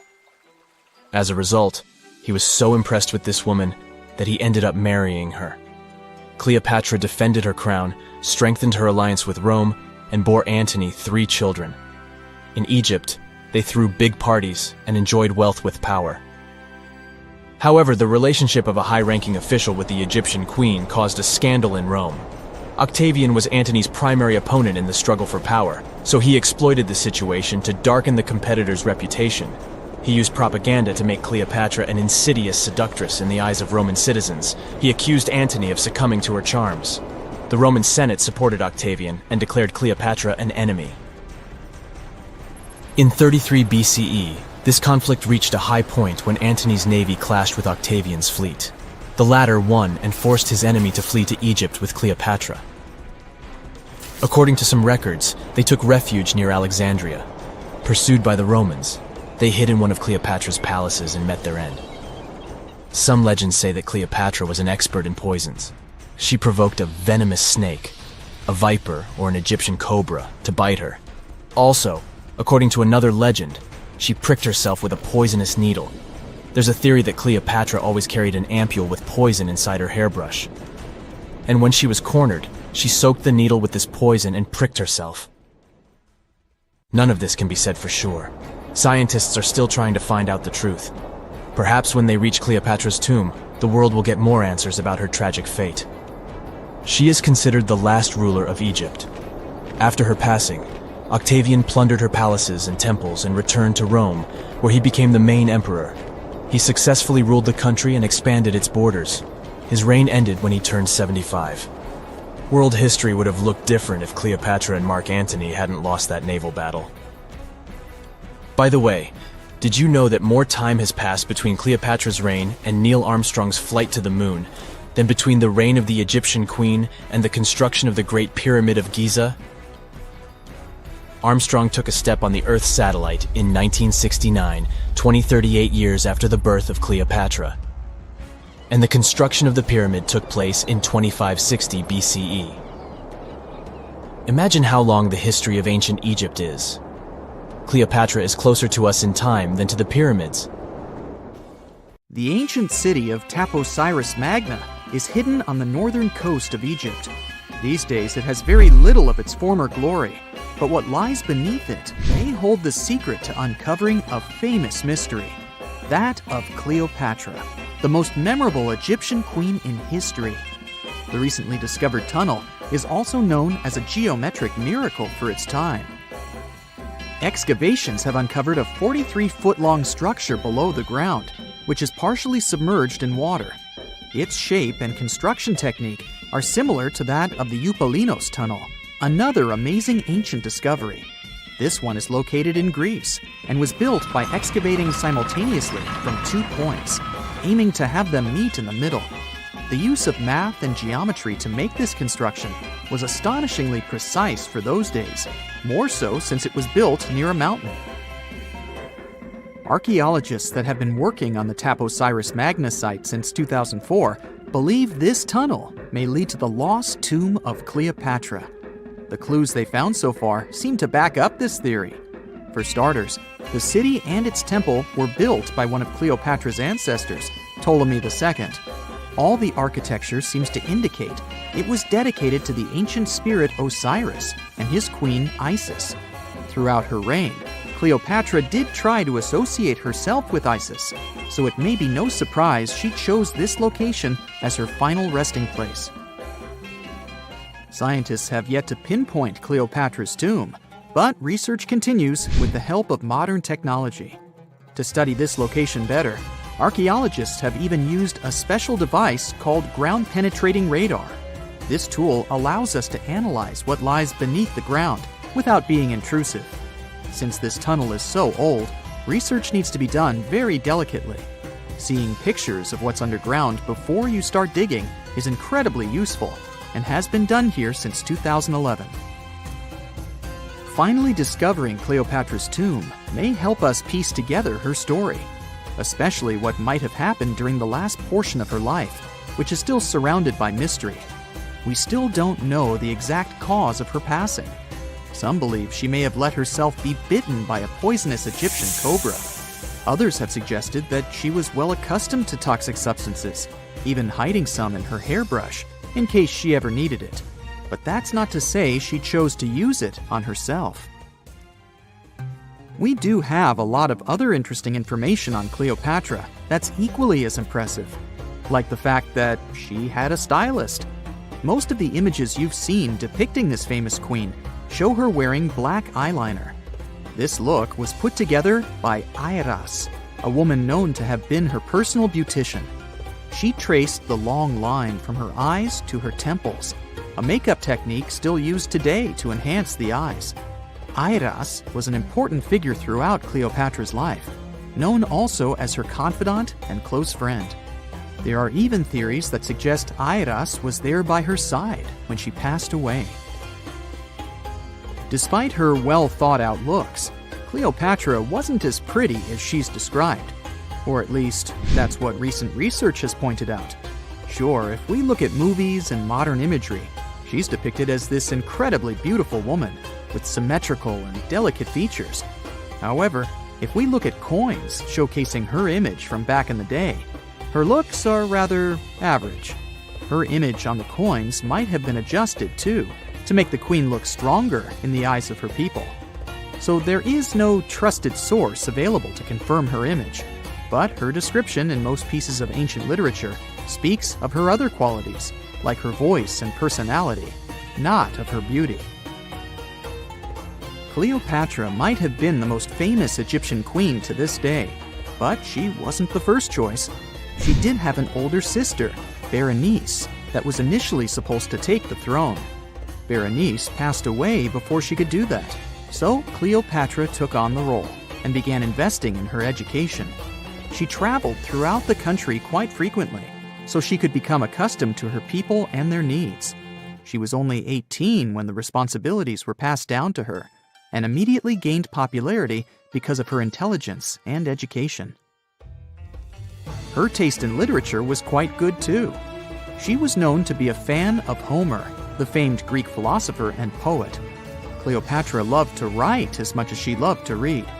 There are even claims that she wrote a book on medicine and cosmetics, but we have no evidence to this day that such work ever existed.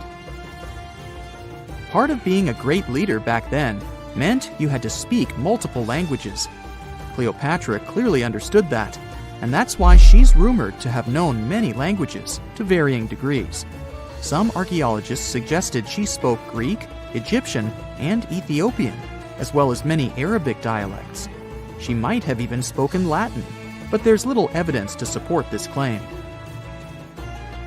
She might not have had angelic looks, but Cleopatra was really careful with the way she looked, even with her diet. She was known to have enjoyed simple meals, including a variety of fish. Since she lived close to the Mediterranean Sea, it's really no surprise. As a treat, she liked to eat stuffed pigeons, which she also served to her guests. Other dishes on the menu included vegetables and fava bean soup. Fruits and nuts weren't missing from her diet either, and she was also a big fan of honey. Recently, a team of experts has even tried to recreate her famous perfume. Think of it like the ancient equivalent of Chanel No. 5. Cleopatra was known to be a fan of luxurious scents, which she believed could even influence how people treated her when they met. The basis of this scent is myrrh, a resin gathered from a local tree. Other ingredients added to the mixture were also found back in the day, like cardamom, olive oil, and cinnamon. The results may not be quite as delicate as the perfumes we know and use today. Its consistency was way thicker, and the scent lasted way longer. When she was at the height of her power, Cleopatra might have been the richest person in the world. Back in the day, she ruled over a territory that stretched across the Mediterranean, from modern-day Libya in the west through Egypt to Syria in the east. This is the largest territory ever ruled over by a woman. In today's currency, her worth might have been somewhere around $95 billion. The calendars we use today may have been introduced by Cleopatra herself. She presented the idea of leap years and leap days to Caesar, the Roman emperor she was known to have been close with. Taking her advice, Caesar made these adjustments part of the official Roman calendar. The ancient Egyptians already knew the year was longer than precisely 365 days. They discovered this by studying the brightest star in the sky, called Sirius, and concluded that a year is actually 365 1/4 days long. It was Elizabeth Taylor that famously introduced Cleopatra to pop culture when she played her in the 1963 film bearing the same name. Up until that point, it was the most expensive film ever made. It was originally supposed to cost somewhere around $2 million, but ended up costing a mind-boggling $44 million. That's mostly because of script and production issues. To make this iconic movie, producers created 79 sets from scratch, as well as over 26,000 costumes for the cast. Elizabeth Taylor's Cleopatra costumes alone cost somewhere around $200,000. Thankfully for the producers, the movie made headlines and was well received by critics, making it a box office success. A lot of people associate Cleopatra with another famous Egyptian ruler, King Tutankhamun, nicknamed King Tut. Surprisingly, apart from both of them being Egyptian pharaohs, they have nothing else in common. For starters, King Tut lived around 1,300 years before Cleopatra did.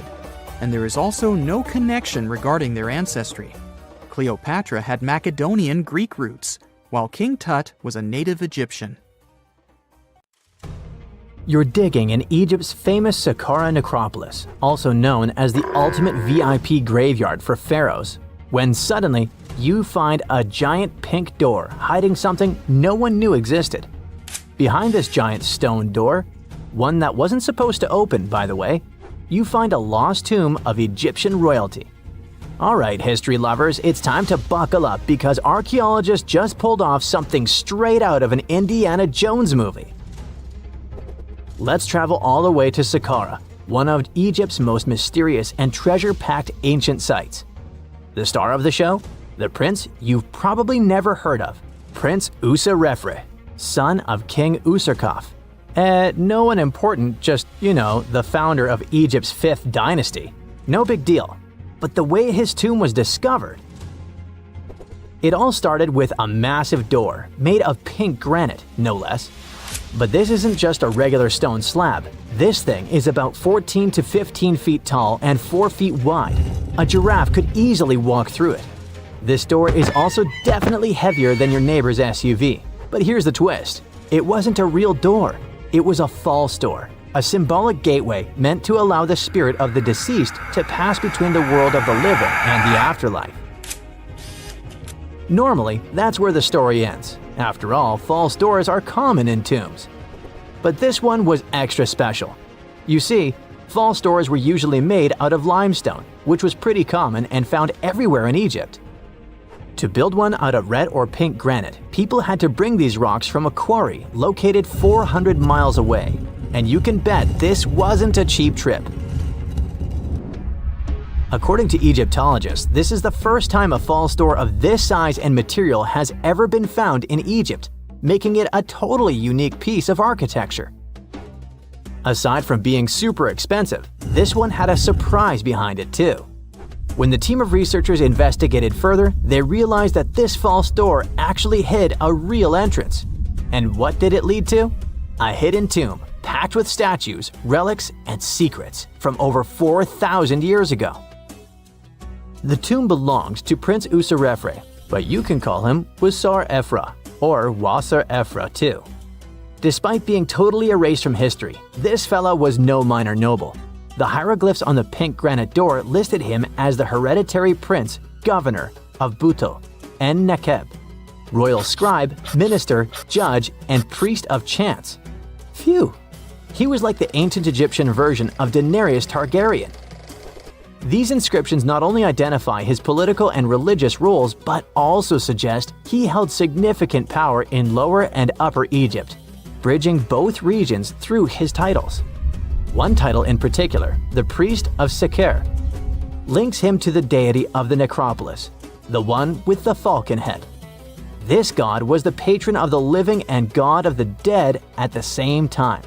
So I guess the Forgotten Prince was sort of a big deal, considering that his tomb was placed in such a prestigious location within Saqqara. What's even more mysterious is that Prince Userefre doesn't appear in official king lists or royal family trees, which makes us wonder if he passed away before he could rule, or if his legacy was deliberately erased in one of ancient Egypt's classic political dramas. Some scholars now believe his erasure might be connected with shifting religious or political power struggles during the early 5th dynasty, especially as his father Userkaf was reshaping Egypt's religious order. And speaking of his father, King Userkaf was a total game changer. He wasn't just the founder of the 5th dynasty, he also kicked off a religious revolution by promoting the sun god Ra over older deities. That's right, Userkaf built the very first sun temple at Abu Sir, setting off a dynasty-wide obsession with solar worship. After Userkaf wrapped up his short but revolutionary reign, a whole lineup of pharaohs took the stage. Sahure, Neferirkare, Nusere Ini, basically the boy band of the 5th dynasty. And these guys were all about two things: building pyramids and making money. They weren't just stacking stones, they were expanding Egypt's influence, opening up trade routes to far-off lands and blinging out their temples like it was nobody's business. Back in the tomb, things got even cooler. There was a beautiful red granite offering table covered with inscriptions detailing ritual foods, like an eternal menu for the afterlife, because they believed the deceased could magically eat this food. Fun fact, it was the funerary priests and their families that actually ate the food. There were also pottery shards, amulets, and painted walls, but the real showstoppers were the statues. And this is exactly where things get weird, in a good way. The team found statues of King Djoser, the guy who built Egypt's first pyramid, his wife, and their 10 daughters, inside Prince Userefre's tomb. Hold up, Djoser lived a few centuries before Userkaf, so what were his statues doing there? Turns out, scientists don't really know. These statues were built during the reign of King Djoser himself and probably belonged to that first ever built pyramid. Experts believe these statues were probably relocated during the 26th dynasty, thousands of years after Djoser, maybe to protect them from destruction, or maybe because they were still venerated. Basically, ancient Egyptians were hoarders, but classy ones. Scientists also know for a fact that some engravings and statues found there were made way later, which means that this tomb probably turned into a deposit for fancy stuff. Or maybe this was just really ancient interior decorating. Anyway, that wasn't all. There was another pink granite entrance on the eastern side of the tomb, with inscriptions linking back to King Neferirkare, another 5th dynasty pharaoh who also tried to build his own pyramid, but failed. And near this second entrance, archaeologists found something never seen before in Saqqara: a set of 13 pink granite statues, all sitting in a row on a high-backed bench, like they were waiting at the DMV of the afterlife. Some had elevated heads, probably representing the prince's wives, while others were missing their heads entirely. One black granite statue was found upside down. Maybe it had taken a tumble sometime during the tomb's long, quiet centuries underground. According to archaeologists, the positioning and head shapes suggest that these statues followed a strict social hierarchy, with the central figures likely representing higher status individuals, while the headless ones might indicate unfinished work or later vandalism. And speaking of black granite statues, another one was found standing proudly inside the tomb. Based on its design and inscriptions, it looks like it was placed there during the 26th dynasty, the same time those Djoser statues were probably moved in. This suggests the tomb didn't just sit abandoned, it was reused, adapted, and maybe even honored by later generations. And by the way, black granite was associated with Osiris, the god of the underworld, during the late period, which means that this statue's presence is a clue that the tomb was a ritual space long after the prince's death. All of this, giant granite doors, surprise statues, reused tombs, adds up to a truly thrilling find. Prince Userefre may not be a household name yet, but his tomb is now one of the most fascinating ever found in Saqqara. It tells a story not just of the Old Kingdom, but of how ancient Egyptians kept connecting to their past, even thousands of years later. So, what does it all mean? Why hide a tomb behind a fake door? Why pack it with statues from different eras? And who exactly was Prince Userefre? These are the kinds of mysteries that keep archaeologists digging and keep the rest of us fascinated.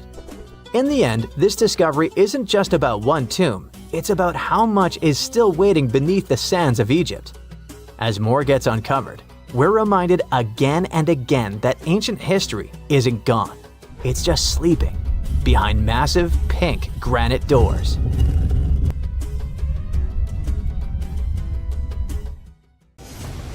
For over 3,000 years, no one knew this place even existed.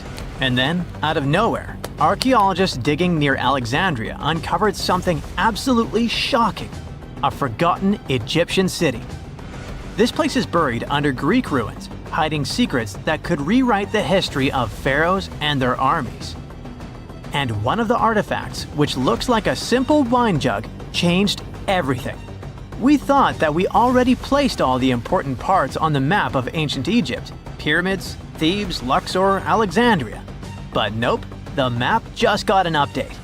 The new city was a big deal, and it's about 3,400 years old. It's just been discovered at the site called Kom el Nugus, This place is located west of Alexandria and tucked between the Mediterranean and a saltwater lake called Lake Mariut. This discovery raised a few eyebrows. Scientists thought that this place used to be empty and that it was only settled by the Greeks in about 332 BCE. But it turns out that people lived in Com el Nugus way before that. When archaeologists were digging through Greek ruins, they started noticing something unexpected. Mud brick walls. Yep, you know, the pyramid type. That's the kind Egyptians built during the New Kingdom. These mud bricks were made from mud, clay, sand, and straw. These ingredients were mixed with water and dried in the sun, not baked. Egyptians used them for thousands of years to build houses, temples, palaces, and yes, the pyramids. Of course, other civilizations did use mud brick too, but Egyptian mud brick is kinda quirky. They used straw that grew in their regions, layout styles, and mortar. That's what helped the experts realize that Egyptians used to hang out in Com el Nugus. That alone raised eyebrows, and then they found more. An entire street layout, buried structures, and even a temple built by Ramses the Great himself. His name speaks for itself.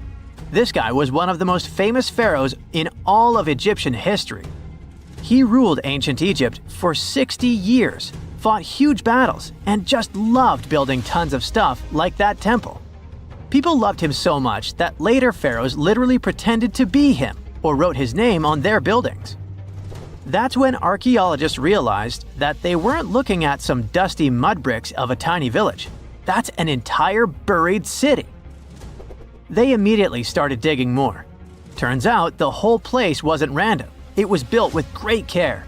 The streets had drains to stop rainwater from damaging the soft mud brick walls. There were also small tomb chapels with writings about soldiers. This suggests this place might have been the military base, and that changes a lot. In ancient Egypt, when the military showed up, there must have been a reason. So what was it? Protection? Conquest? Control of something important? In the case of this city, it was probably about wine, water, and trade on the edge of the desert. What's even crazier is that we still don't know just how big it was. The team has only uncovered part of it so far. There could be fortifications, warehouses, administrative buildings, or even more religious or royal structures waiting underground. We also don't know what this town was called in ancient times. That name is still buried. But it might be uncovered someday, maybe inside a wall, maybe on a scroll, maybe on another broken jug. One of those already turned out to be a mind-blower. A chunk of a ceramic jar, called an amphora, had a royal seal pressed into it, and that seal bore the name Meredaton. Princess Meredaton wasn't just anyone. She was the eldest daughter of Queen Nefertiti and the older sister of King Tutankhamun. Yes, that's right. Both Nefertiti and King Tut were involved here. All that was about a century before Ramses the Great built one of his temples here. Looks like the city was founded back in the days of another pharaoh, the pharaoh Akhenaten, husband of Queen Nefertiti, father of Princess Meredaton, and future king Tutankhamun. That guy, Akhenaten, was a bit of a wild card. He was the type who really gets weird about one of his interests. He tried to completely change Egypt's religion, forcing everyone to worship the sun disk called Aten instead of the usual deities. He basically told all Egypt that all their mythology was wrong, and from now on, there will be no more Osiris, no more Thoth or Set. Just raw sunlight only, people. That's known in history as the Amarna period. And he went all in, changed his name, built an entirely new capital city called Amarna in the middle of the desert, redesigned temples, rewrote hymns, and even banned traditional religious imagery. Even the art got wild at the time. People started getting elongated heads, belly rolls, and all that humanity and vulnerability carved into stone. It was deliberately weird. He wanted to show the family not as perfect gods, but as human vessels of divine light. Everyone had to awkwardly smile and play along because he was the pharaoh after all. The wackiest part is that after his rule, his son, Tutankhamun, reversed all the sun disk-related stuff. He literally changed his name from Tutankhamun, which means living image of the Aten, the sun disk, to Tutankhamun, which means living image of Amun, one of the great older deities. King Tut brought back the old deities, reopened the temples, and erased as much of Akhenaten's legacy as possible. Looks like his family didn't really like the sun cult after all. Meanwhile, this discovered wine jug shows that the city was probably active, thriving with life during Akhenaten's times. That's huge. Up until now, there was no clear evidence that his radical ideas and projects extended all the way to the north. The jug also shows that vineyards and wine production reached all the way to the north in ancient Egypt. Wine really was a huge deal, worthy of placing a military base here. Princess Marie Tutan most likely used this jug. Just like with her brother, she was born into the sun and named after it. Her name, also spelled Meritaten, meant beloved of the Aten. As the eldest daughter of Pharaoh and his queen, born right into the middle of radical religious changes, she was raised to perform the future queen's duties. From her earliest years, she walked in temples alongside her mother Nefertiti, shaking the sistrum in solemn rituals. She was there when Akhenaten established his capital city, Amarna. He clearly loved his family. Meritaten's face was etched into its stone walls more than anyone else. In every temple, in every sacred scene, her figure appears, revered. Things get foggy in history after her father passed away. The throne wobbled. King Tut was very young, only 9 years old when he had to take new duties. Meritaten seemed to have been a brief step between her father and her younger brother. She married someone called Smenkhkare. History isn't even sure who that mysterious man was. Could have been a puppet, a phantom king in a crumbling dynasty. May have even been her brother. Whatever the truth was, these two took power and ruled together for a while. Meritaten got the title of the Great Royal Wife, a title of immense power. But Smenkhkare was a very short-lived ruler. He passed away just in about a year. There are some speculations among historians that Meritaten was the actual ruler, the informal female pharaoh, because her brother was too young. Some theories say that she raised Tutankhamun and became a sort of queen regent, mentoring the child who would be used to restore the old order. But all this is unconfirmed. It's very hard for historians to find information about that time because the Amarna period was later condemned. The successors wanted to wipe away Akhenaten's heresy and everything attached to it. This included Meritaten. So even if she ruled, even if she mothered Tut, they tried to bury her in the sands of history. In any case, perhaps this new uncovered city will tell us more about the mysteries of the Amarna period, one of the most chaotic periods of ancient Egypt. Secant, cosine, tangent, sine, 3.14159. Yeah, that was the cheer we heard coming from the trigonometry club back in the day. For the rest of us in math class, terms such as sine, tangent, and pi were just bewildering. Who invented these and why? Was their only purpose to make it harder for students? Well, not quite. Trigonometry was invented by the ancient Egyptians. They needed this knowledge to construct pyramids, and they did a pretty good job too. The Great Pyramid in Giza still stands today, some 4,500 years after it was built. No recalls either. So let's get out of that classroom and on a journey through time to reveal the secrets behind the ancient Egyptians' precision. Here you are, standing on the Great Pyramid's construction site, some 9 miles from Cairo. Well, the city still isn't there, as you're surrounded only by the desert and teams of construction workers. They're transporting large stone blocks weighing 2.5 tons each. They're inside a wooden sled that sits on large rollers. A crew of 8 men rolls these blocks along the ground. You immediately think of the rollers on a supermarket cash register. The principle is exactly the same, but the scale is greater, much greater. Scientists estimate that the Egyptians used 2.3 million such blocks in the Great Pyramid alone. And the block in front of you is one of the lighter ones. The heaviest of them weighed up to 15 tons. But where did all these blocks come from? Most of them originated from quarries around Giza.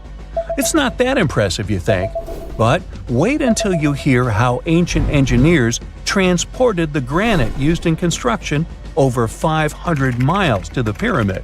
There were no railways or highways back then, but the mighty Nile was always there. Researchers even believe that the Egyptians dug a canal to connect the Nile directly to the pyramid's construction site. All they had to do then was to wait for the flood season to begin, and voila! The rising water levels floated the heavy stone blocks for them.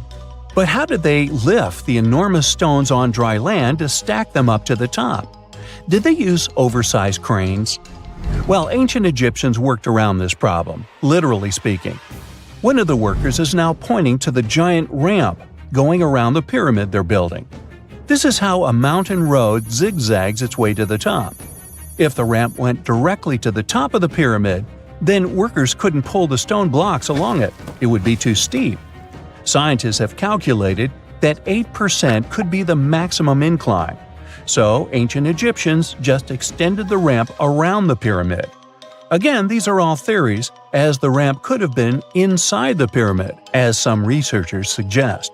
The exact building method is still a mystery, guarded by the Sphinx. That's its real name, right? Wrong.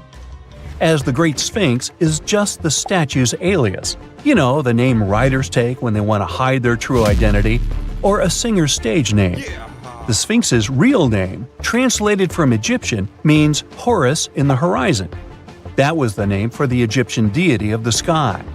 The trail of mystery doesn't end there. As a man walks past you with a bucket of paint, he's going to add a touch of color to the Great Sphinx.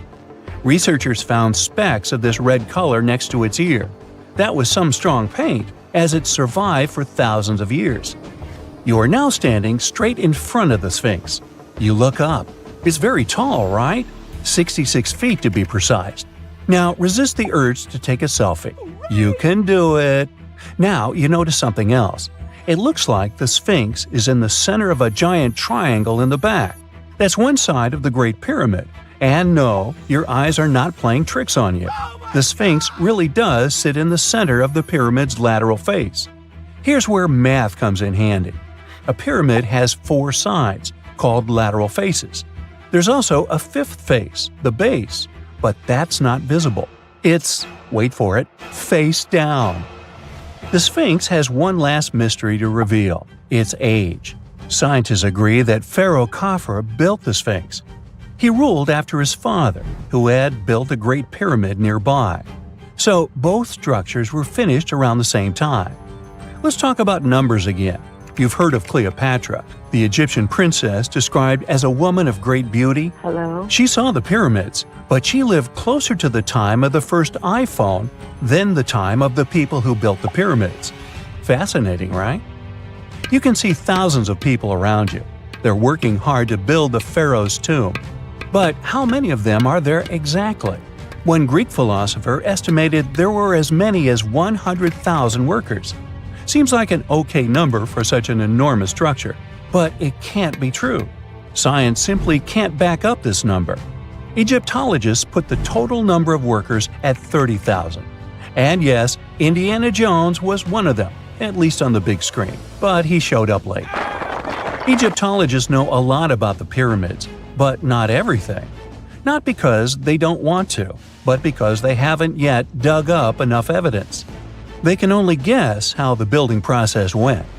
First, engineers would arrive to choose the right spot and do the necessary measurements. That's why they needed all that complicated math. Then, it's time for sourcing the material, the large stone blocks I mentioned earlier. When boats deliver them to the site of the future pyramid, workers can finally do their thing. They operated in smaller groups, but there were at least 2,000 of them chiseling and carving away at any given time. Sounds like a typical construction site today? Well, that's because it is, just thousands of years ago. It's amazing what ancient Egyptians were able to achieve with just copper and stone tools. The pyramid is now complete in front of you. But is it the same pyramid we see today? Why is this structure shining bright in the desert sun? Isn't it supposed to be a dusty yellow color? Well, no. Human activity and the elements have completely stripped the outer layer of stones over time. Expert craftspeople polished these blocks using nothing but stone and sand. The end result was a smooth and shiny rock. On the day it was completed, the Great Pyramid of Giza was a perfect triangle of light. Its polished sides acted like giant mirrors, reflecting the powerful Egyptian sun. This is the point where you should put your glasses on, and that shiny thing you see at the pyramid's very top is actually gold. The capstone at the top of the pyramid is called a pyramidion. It was covered in sheets of gold. As you can guess, these were the first stones to disappear. Let's make another stop before we get you back to your classroom. We travel to the British Isles, and no, Stonehenge isn't our destination. It is Newgrange in County Meath. Scientists estimate that the ancient peoples of Ireland built this stone monument around the year 3200 BCE. This makes it older than both Stonehenge and the Great Pyramid in Giza. The function of the circular mound in Newgrange is the same as the one of the Great Pyramid and equally mysterious. The estimated amount of loose stone present in the valley is over 220,000 tons. And it's not just randomly thrown on a pile. The order in which the stones are set makes the structure water-resistant. That would explain how Newgrange had survived for so long. Kinda makes you want to splash out the cash for that waterproof phone case, huh? Well, you're back in your school desk, but today's math lecture is the last thing on your mind. You're thinking about how great the Egyptian pyramids are, and if we have something similar today. It turns out modern engineers are just as impressed with the Great Pyramid as you are. There's a glass pyramid sitting in the main courtyard of the famous Louvre Museum in Paris. The panorama of San Francisco wouldn't be complete without the 48-story Transamerica Pyramid. But Las Vegas went the furthest. There we find the Luxor Hotel. It's so big that it's the third largest pyramid on the planet. And guess what's in front of it? Yup, a replica of the Sphinx. It's 110 feet tall, 2 stories higher than the one in Giza. Yeah, everything's bigger in Vegas. You're probably familiar with the saying, X marks the spot. It comes from pirate lore and adventure stories often linked with treasure maps. They may be out of fashion these days, but that doesn't stop countless antiquity hunters from searching through hills and fields daily.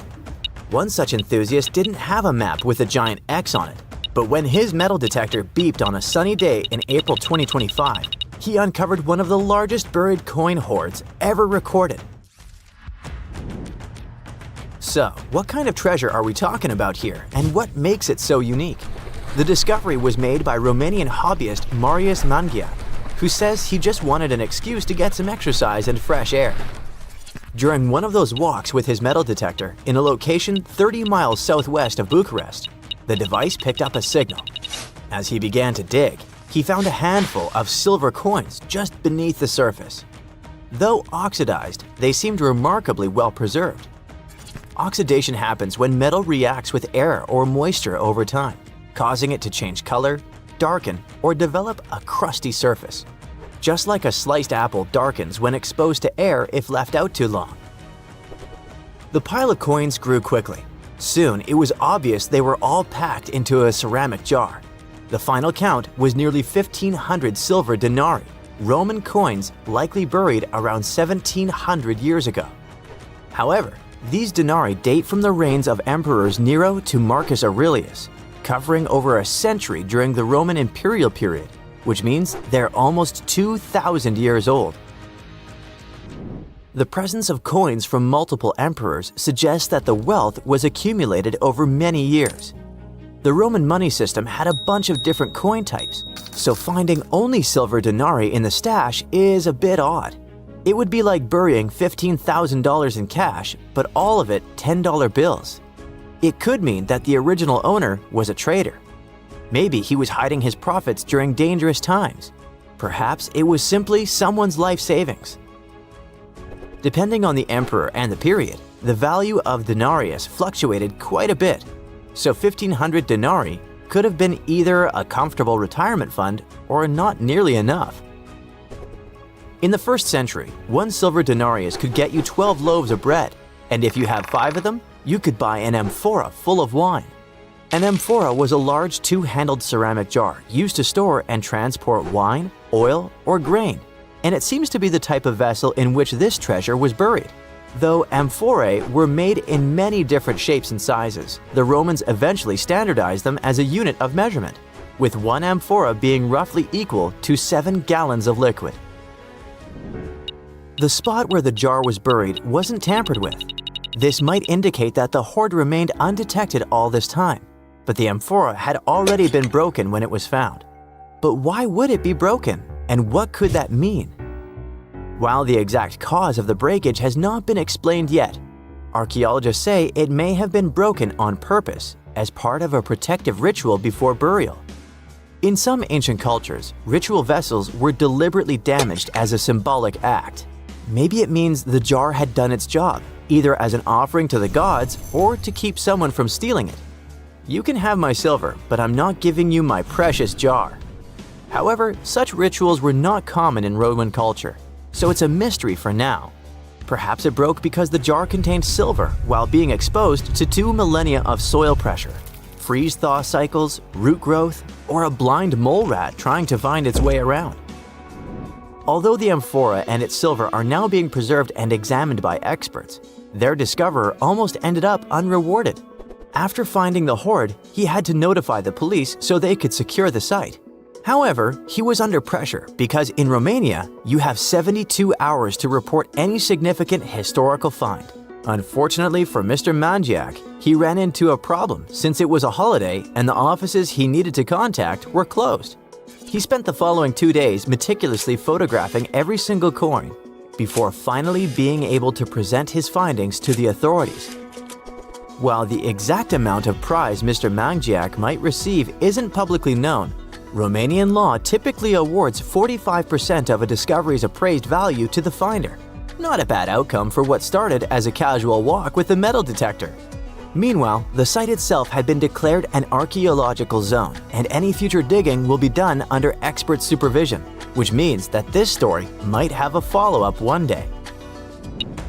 But for now, let's focus on what makes metal detectors beep and see if there are more hidden troves to be found around the world.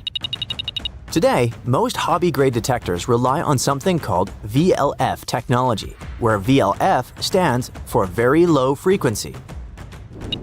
When you sweep the detector over the ground, its coil sends out an invisible magnetic field. If something metallic is within that field, for example a nail, a discarded wedding ring, or ancient Roman silver, it bounces back a signal. The device picks that up and beeps to let you know something's there. The stronger the signal, the closer or bigger the object probably is.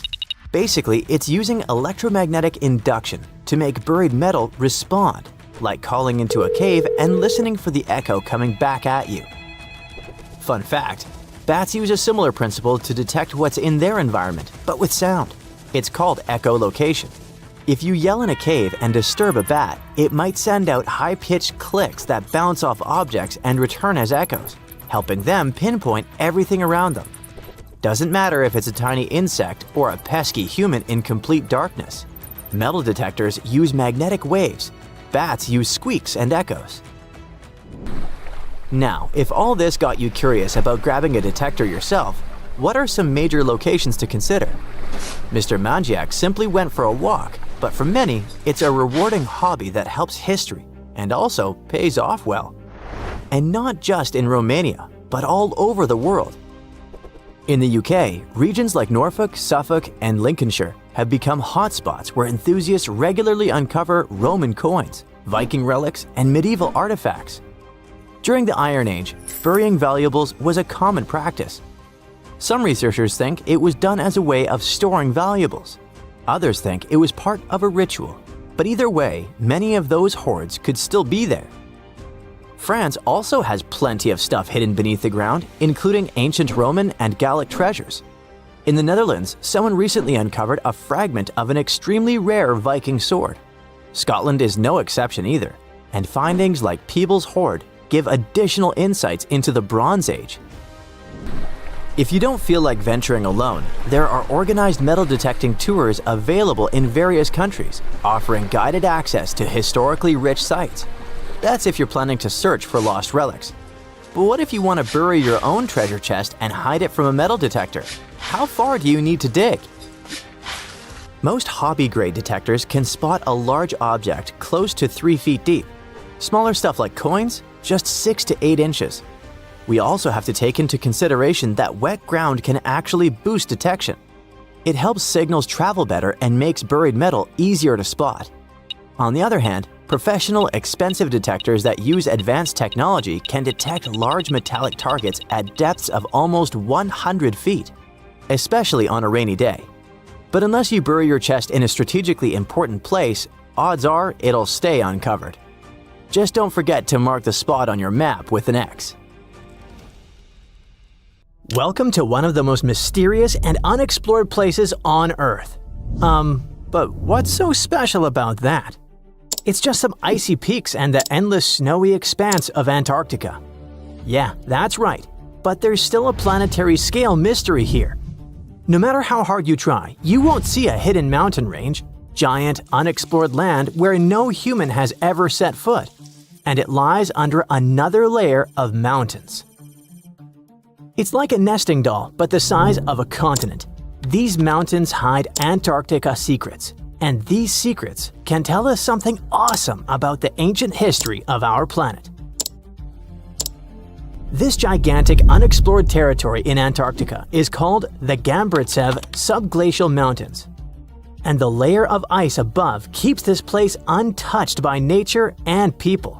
It's like a land inside another land, and it hides more than just mountains. There are valleys, hills, and plains. The whole area is similar to the European Alps, but unfortunately, we can't enjoy the view. Those mountains were first discovered in 1958 using seismological instruments. More than half a century has passed since then, and this place still remains one of the most poorly studied tectonic objects on Earth. Why? Because it's ice. A lot of ice. Who knows? Maybe there are some unknown ancient artifacts lying there. What if they're hiding a secret city or spaceships? It's unlikely, of course, but it would still be interesting to look there. Think about it. Hundreds or even thousands of miles of land that have remained unchanged for hundreds of millions of years. Even if no new species of animals or remains of an ancient civilization are there, this place still has a history. The history of the formation of continents on our planet. And scientists have already figured out some of this story. The mountains buried in Antarctica were originally like ordinary mountains, but as a result of a planetary scale event, they just… Wait a minute. Have you ever wondered how mountain ranges are formed? We see them in real life, in movies, in photos on the internet. We climb them. But how did they appear? Mountains have not always existed on the planet in this form. They appeared as a result of a large-scale collision of tectonic plates. Two giant solid chunks of ground are moving toward each other, then crash, and boom! Millions of tons of the Earth's crust pile on top of each other, mix, and form ledges and gorges. And all this can last for millions of years. Yes, it's a disaster, but it's very slow. Some tectonic plates are still colliding. For example, the Himalayas continue to grow because the Indian and Eurasian plates are still ramming into each other. And this process began about 50 million years ago.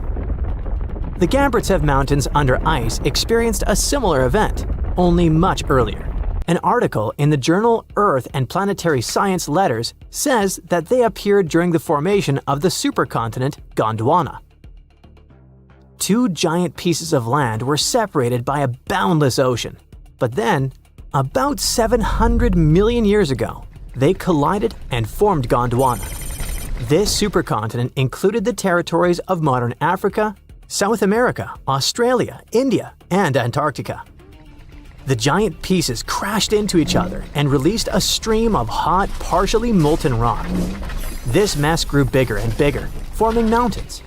The temperature of those mountains grew, their mass increased, and at some point, Gondwana became unstable. the supercontinent began to collapse under its own weight. The hot rocks below the surface began to flow sideways as a result of a process called gravitational spreading. Take toothpaste and start squeezing it out of the tube. Approximately the same thing happened with billions of tons of red-hot rock. Ancient mountains in Antarctica appeared right during this catastrophic event.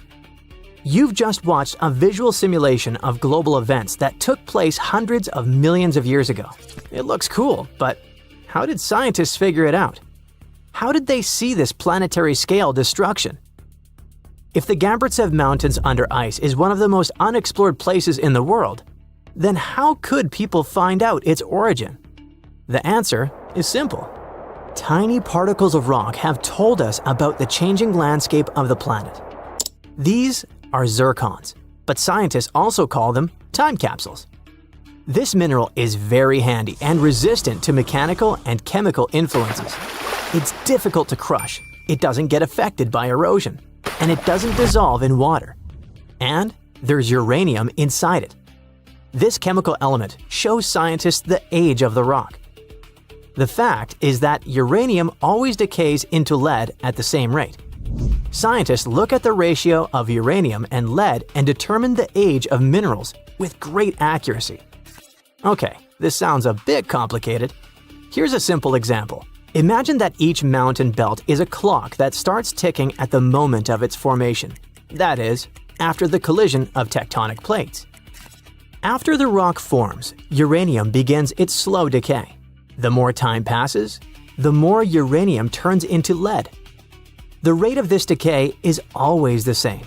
This decay can last for billions of years. The less uranium is in zircons and the more lead, the older the rock is. And this is how it happens in practice. Geologists take several rock samples. In a lab, they crush it to extract crystalline zircons. Geologists then dissolve the particles in acid to separate uranium from lead. Then they use a special device, a mass spectrometer that accelerates atoms and sorts them by mass. This is a rather complicated process, but the bottom line is that this device shows scientists the amount of uranium and lead. They look at the ratios of these two elements and calculate the age of the rock. Geologists took zircons from sandstones near the Gambritsev Mountains, studied those particles, looked at the level of uranium, and calculated the chronology of mountain formation. Then they compared the data obtained with the history of our planet and realized that the mountains buried in Antarctica appeared during the formation of the supercontinent Gondwana. But how did they find out that the supercontinent included Australia, India, and Africa? Zirconia from those Antarctic rocks turned out to be very similar to zirconium from those countries. That is, a long time ago, these three continents were together. So, the Gambritsev Mountains began to grow about 650 million years ago. About 580 million years ago, they reached the height of the Himalayas, and 80 million years later, they experienced the melting of the Earth's crust. And while most of the mountain ranges on the planet were changing and collapsing, the Gambritsev Mountains under ice remained untouched. Water, soil, wind, earthquakes, gravity, and other natural forces destroy mountain belts. This process is called erosion. But mountains buried in Antarctica haven't experienced anything like this. The cold temperature and the ice sheet around them kept this range unchanged.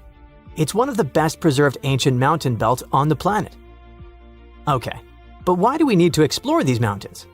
What difference does it make that the supercontinent Gondwana collapsed in the past?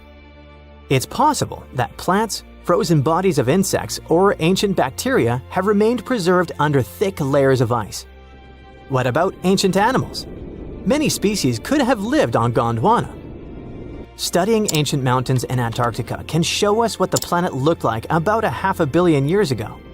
When Antarctica was a green continent, what lived on it? What happened to this life? Is it possible to revive those ancient creatures after so many years? If scientists were able to calculate the date of the supercontinent's appearance using tiny particles, then imagine what they could find after examining this hidden mountain range. It all sounds very interesting. But there's one problem. To take a small piece of this unknown world, you need to drill through a lot of ice. You need to deliver heavy equipment to one of the most inaccessible continents in the world, build stations, obtain an energy source, and conduct large-scale research. It sounds incredibly expensive, so this hidden territory will probably remain a mystery for a long time. Let's just hope that some billionaire will want to find out Antarctica's secrets and arrange a large-scale expedition there. Welcome to one of the most mysterious and unexplored places on Earth. But what's so special about that? It's just some icy peaks and the endless snowy expanse of Antarctica. Yeah, that's right, but there's still a planetary scale mystery here. No matter how hard you try, you won't see a hidden mountain range, giant, unexplored land where no human has ever set foot, and it lies under another layer of mountains. It's like a nesting doll, but the size of a continent. These mountains hide Antarctica secrets, and these secrets can tell us something awesome about the ancient history of our planet. This gigantic unexplored territory in Antarctica is called the Gambritsev Subglacial Mountains. And the layer of ice above keeps this place untouched by nature and people. It's like a land inside another land, and it hides more than just mountains. There are valleys, hills, and plains. The whole area is similar to the European Alps, but unfortunately, we can't enjoy the view. Those mountains were first discovered in 1958 using seismological instruments. More than half a century has passed since then, and this place still remains one of the most poorly studied tectonic objects on Earth. Why? Because it's ice. A lot of ice. Who knows? Maybe there are some unknown ancient artifacts lying there. What if they're hiding a secret city or spaceships? It's unlikely, of course, but it would still be interesting to look there. Think about it. Hundreds or even thousands of miles of land that have remained unchanged for hundreds of millions of years. Even if no new species of animals or remains of an ancient civilization are there, this place still has a history. The history of the formation of continents on our planet. And scientists have already figured out some of this story. The mountains buried in Antarctica were originally like ordinary mountains, but as a result of a planetary scale event, they just… Wait a minute. Have you ever wondered how mountain ranges are formed? We see them in real life, in movies, in photos on the internet. We climb them. But how did they appear? Mountains have not always existed on the planet in this form. They appeared as a result of a large-scale collision of tectonic plates. Two giant solid chunks of ground are moving toward each other, then crash, and boom! Millions of tons of the Earth's crust pile on top of each other, mix, and form ledges and gorges. And all this can last for millions of years. Yes, it's a disaster, but it's very slow. Some tectonic plates are still colliding. For example, the Himalayas continue to grow because the Indian and Eurasian plates are still ramming into each other. And this process began about 50 million years ago. The Gambritsev Mountains under ice experienced a similar event, only much earlier. An article in the journal Earth and Planetary Science Letters says that they appeared during the formation of the supercontinent Gondwana. Two giant pieces of land were separated by a boundless ocean. But then, about 700 million years ago, they collided and formed Gondwana. This supercontinent included the territories of modern Africa, South America, Australia, India, and Antarctica. The giant pieces crashed into each other and released a stream of hot, partially molten rock. This mess grew bigger and bigger, forming mountains. The temperature of those mountains grew, their mass increased, and at some point, Gondwana became unstable. The supercontinent began to collapse under its own weight. The hot rocks below the surface began to flow sideways as a result of a process called gravitational spreading. Take toothpaste and start squeezing it out of the tube. Approximately the same thing happened with billions of tons of red-hot rock. Ancient mountains in Antarctica appeared right during this catastrophic event. You've just watched a visual simulation of global events that took place hundreds of millions of years ago. It looks cool, but how did scientists figure it out? How did they see this planetary scale destruction? If the Gambritsev Mountains under ice is one of the most unexplored places in the world, then how could people find out its origin? The answer is simple. Tiny particles of rock have told us about the changing landscape of the planet. These are zircons, but scientists also call them time capsules. This mineral is very handy and resistant to mechanical and chemical influences. It's difficult to crush, it doesn't get affected by erosion, and it doesn't dissolve in water. And there's uranium inside it. This chemical element shows scientists the age of the rock. The fact is that uranium always decays into lead at the same rate. Scientists look at the ratio of uranium and lead and determine the age of minerals with great accuracy. Okay, this sounds a bit complicated. Here's a simple example. Imagine that each mountain belt is a clock that starts ticking at the moment of its formation. That is, after the collision of tectonic plates. After the rock forms, uranium begins its slow decay. The more time passes, the more uranium turns into lead. The rate of this decay is always the same. This decay can last for billions of years. The less uranium is in zircons and the more lead, the older the rock is. And this is how it happens in practice. Geologists take several rock samples. In a lab, they crush it to extract crystalline zircons. Geologists then dissolve the particles in acid to separate uranium from lead. Then they use a special device, a mass spectrometer that accelerates atoms and sorts them by mass. This is a rather complicated process, but the bottom line is that this device shows scientists the amount of uranium and lead. They look at the ratios of these two elements and calculate the age of the rock. Geologists took zircons from sandstones near the Gambritsev Mountains, studied those particles, looked at the level of uranium, and calculated the chronology of mountain formation.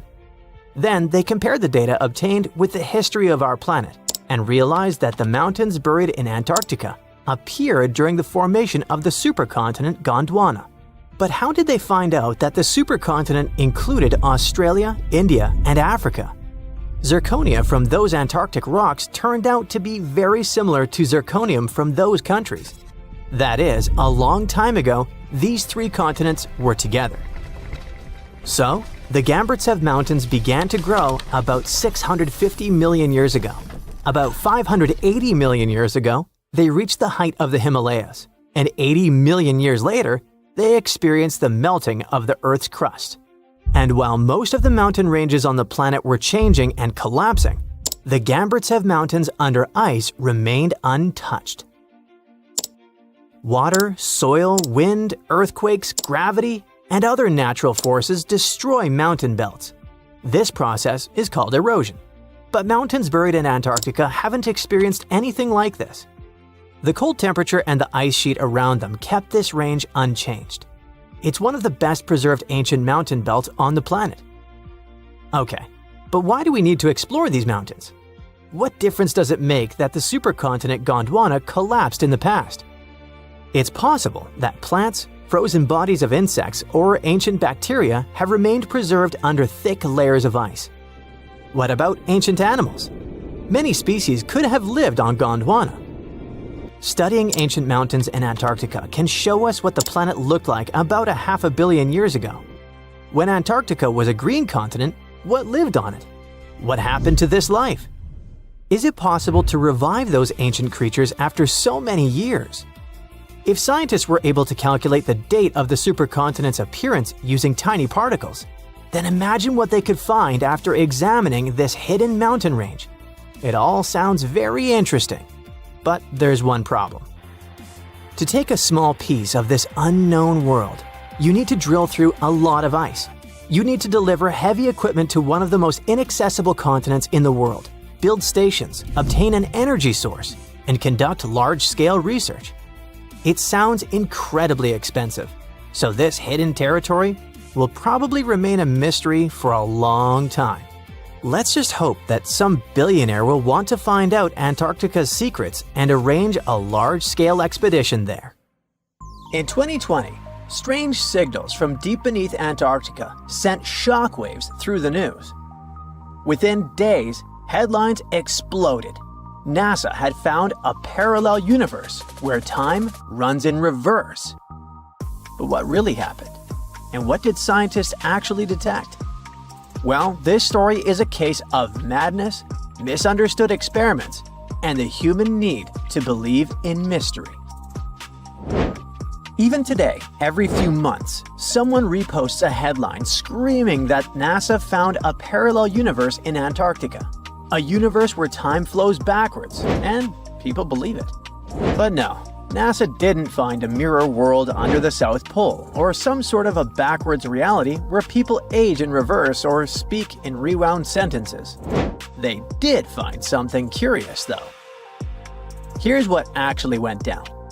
Scientists were flying a strange-looking instrument over Antarctica called ANITA, short for Antarctic Impulsive Transient Antenna. ANITA is a machine that floats over Antarctica, basically a giant balloon with antennas. It listens for tiny space particles called neutrinos.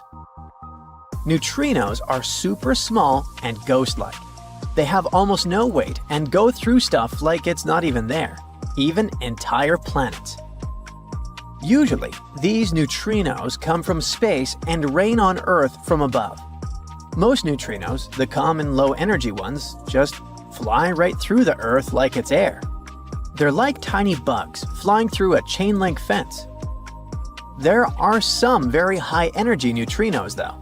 They're super rare and they interact a bit more often with matter, and they can get blocked. If high-energy neutrinos hit something dense enough, like the rock and metal inside Earth, they might finally bump into a particle and get absorbed. That's more like fast tennis balls that hit the fence once in a while. Low-energy neutrinos, which are everywhere and pretty harmless, are pretty undetectable. But these high-energy guys are exactly what ANITA can detect. When they slam into ice, they send some radio waves that are easy to listen to. This faint radio signal is called the Askaryan effect. And yep, that's exactly why ANITA is flying over Antarctica. That's because the ice is pure, dry, and quiet. It's perfect for catching those rare signals. So, what did ANITA detect? It detected something rising up from below the ice, like a high-energy neutrino coming from the Earth. What? Okay, let's think logically. Maybe it started somewhere in the north, traveled all the way through the Earth, and popped out the other side. Still, that's super weird. That's not supposed to happen. Neutrinos with that much energy should have been stopped inside the planet. Like we said, get absorbed. So, scientists caught a little bit of a brain bug. That shouldn't be possible with our current physics, unless something we don't understand is going on. And when you're faced with something bizarre, you explore all options, even the wildest ones. The nightmare began. A group of researchers published a paper suggesting that this strange signal might make sense in a CPT symmetric universe. CPT stands for charge, parity, and time. These are basically three ways to flip the universe. Charge means swap all particles to their opposites. For example, swap electrons, the guys with the negative charge, with positrons, their antimatter twins with the positive charge.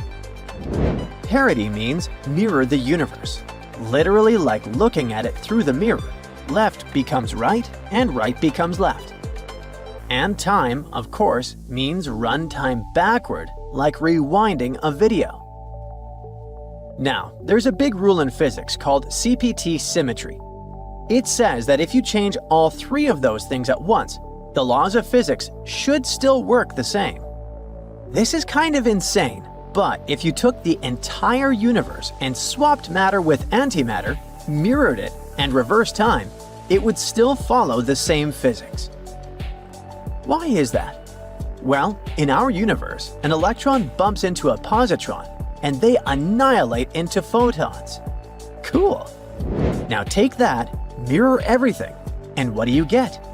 Well, photons spontaneously turn into a positron and an electron, but mirrored and reversed. It's still the same physics, even if it's backwards. The equations still check out, so nature thinks this is valid. So here came the crazy part. Some physicists thought, what if the Big Bang created two universes? One is ours, made of normal matter going forward in time. The other is a mirror twin, made of antimatter, going backward in time from our perspective. This doesn't mean that someone in the other universe feels time going backward. To them, time flows forward, just like it does for us. But from our point of view, they're moving from our future toward our past. And vice versa. To them, we're weirdos who move backwards. And if both universes are exact CPT mirror images of each other, that would mean same physics, same rules, just symmetrical. Same rules, just symmetrical. This isn't some crazy sci-fi theory, even if it sounds like it. It helps explain weird physics mysteries. For example, why there's so much matter in our universe but not much antimatter, even though they were supposed to be created in equal proportions. Or why the universe is so symmetrical and balanced in some strange ways.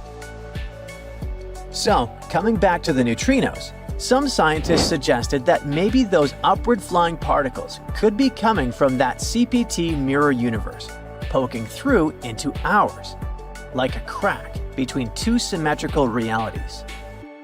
And if you look at it like that, this is quite a wild take. It's speculative, it's not proven. It's more of a cool thought, but the media immediately blew up. They ran a piece with the headline that said we found proof of a parallel universe going backwards in time in Antarctica. And all the other big tabloids picked it up. They made it sound like NASA had actually found a parallel universe. Time travel is real. Multiverse is confirmed. Meanwhile, people who worked directly on Anita immediately caught brain damage. They tried to jump in to say that's not what happened at all. They explained that the signals were unusual, yes, but there were plenty of normal explanations that didn't require rewriting the laws of physics. It could even be just an experimental error. Maybe an unusual particle behavior or gaps in how we model neutrino interactions. Of course, no one listens to experts about what experts discovered. And once an idea like that hits social media, it becomes nearly impossible to put back in the box. But that also doesn't mean that the multiverse definitely isn't real. Far from it. Physicists are still exploring the concept and assume that some of those potential universes, if they exist, could have different laws of physics. One idea, called the many worlds theory, comes from quantum physics.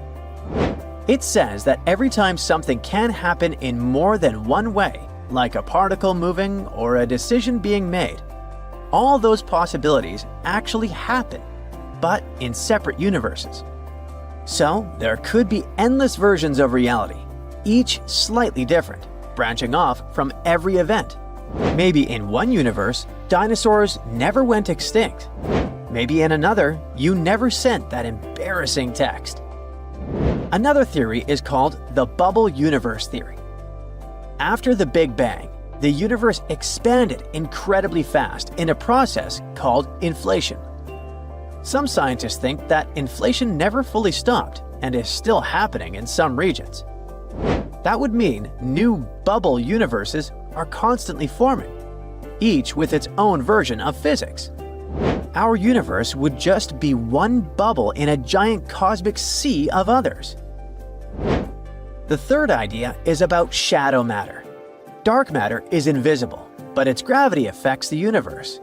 Some scientists think it could be made of particles similar to the ones that make up regular matter, but they're just hidden from us.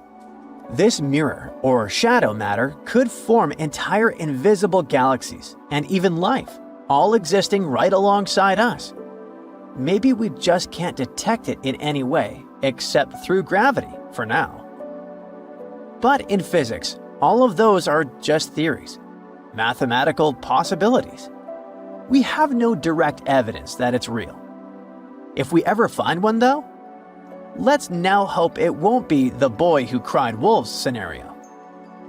Giant vase-like sponges, otherworldly jellyfish, segmented worms covered with bristles, and large octopuses are the newest Antarctica discovery.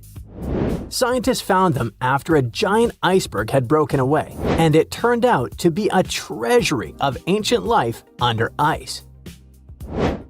In January 2025, a huge iceberg the size of Chicago, called A84, broke off from Antarctica's George VI ice shelf, which is a large ice shelf about 280 miles long, 12 to 43 miles wide, and around 820 feet thick.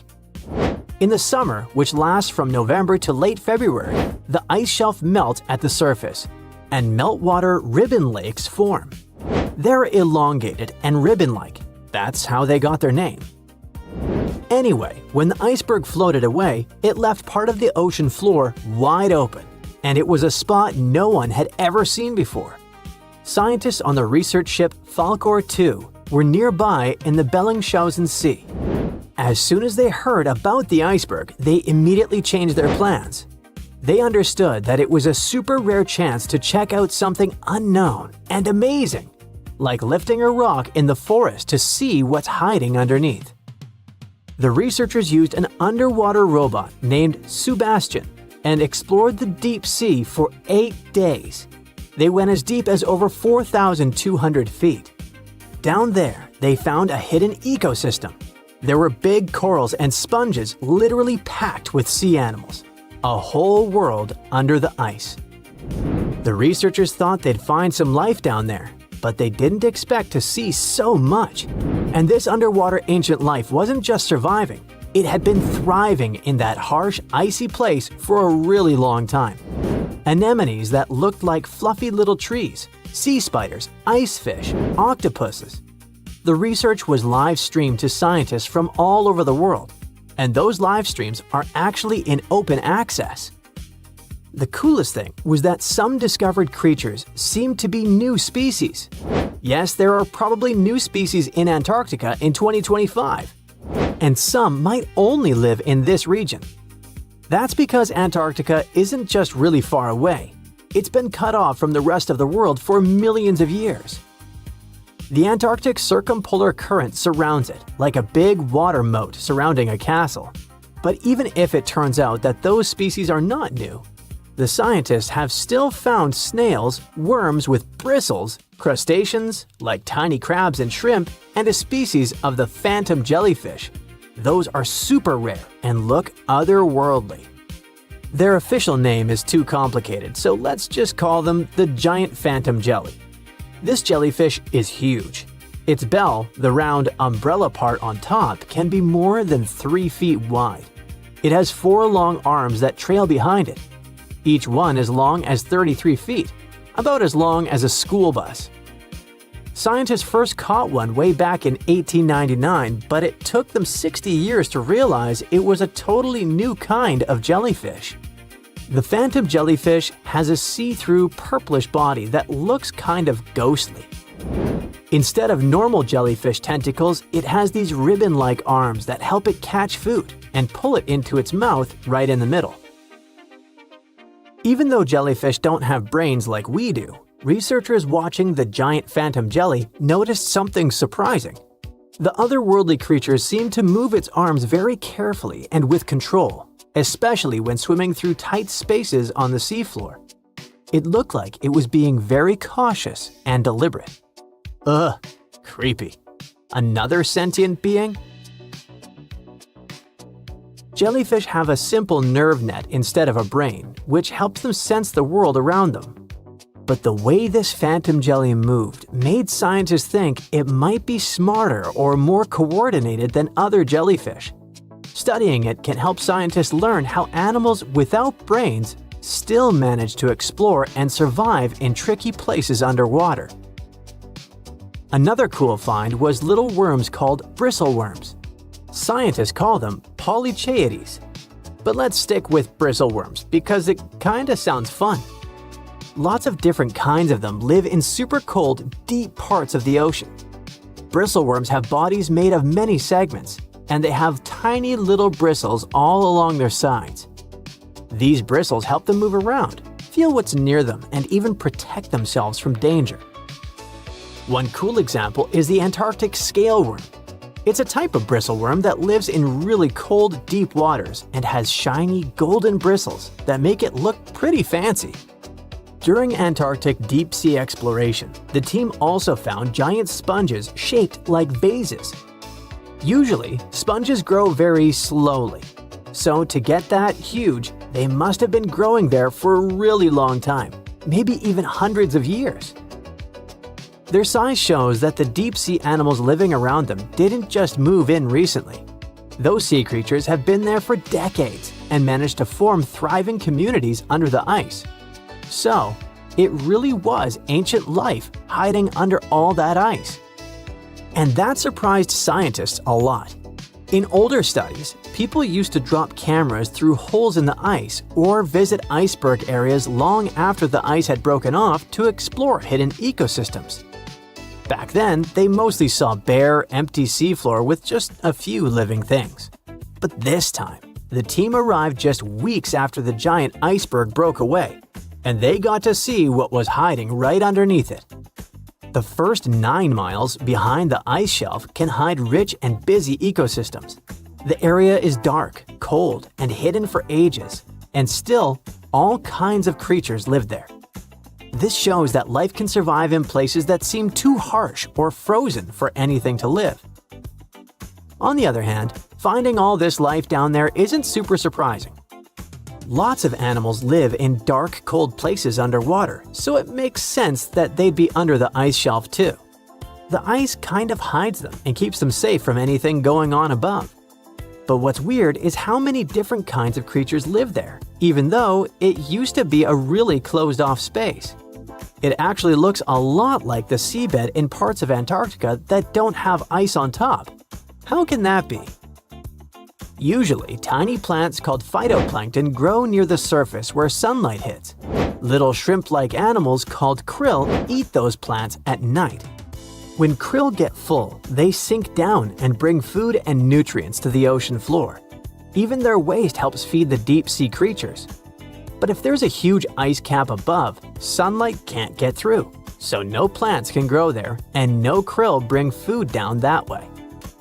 Scientists thought this would mean less food and fewer animals down there, but they found a lot of life anyway. Turns out, food and nutrients probably sneak in under the ice, carried by underwater currents, kind of like rivers flowing under the ocean. Scientists found some animals that lived a long time, so it looks like those currents, which mostly come from melting glacier water, bring enough food to keep the ecosystem healthy and full of life. No one really knows what's going to happen to all that deep-sea life now that the iceberg has floated away. Those creatures have lived under the thick ice for who knows how long, in super stable, pitch-black conditions. Obviously, they're not exactly fans of change, so losing that icy roof might totally mess with their whole setup. One of the scientists mentioned that the ice shelf the iceberg came from has been creeping backward, like 25 miles over the last 50 years. That's a part of a bigger pattern. Antarctica's ice is melting faster and faster, which pushes sea levels up around the world. That's why this Antarctica discovery matters. The team's trying to figure out not just what's happening now, but how this hidden ecosystem fits into the bigger picture. If we can understand how this place is changing over decades or even centuries, maybe we can predict what's coming next. And it's pretty amazing that breaking ice can tell us so much, right? You're lazing around on the deck of the ship when you see something whitish-gray covering the horizon.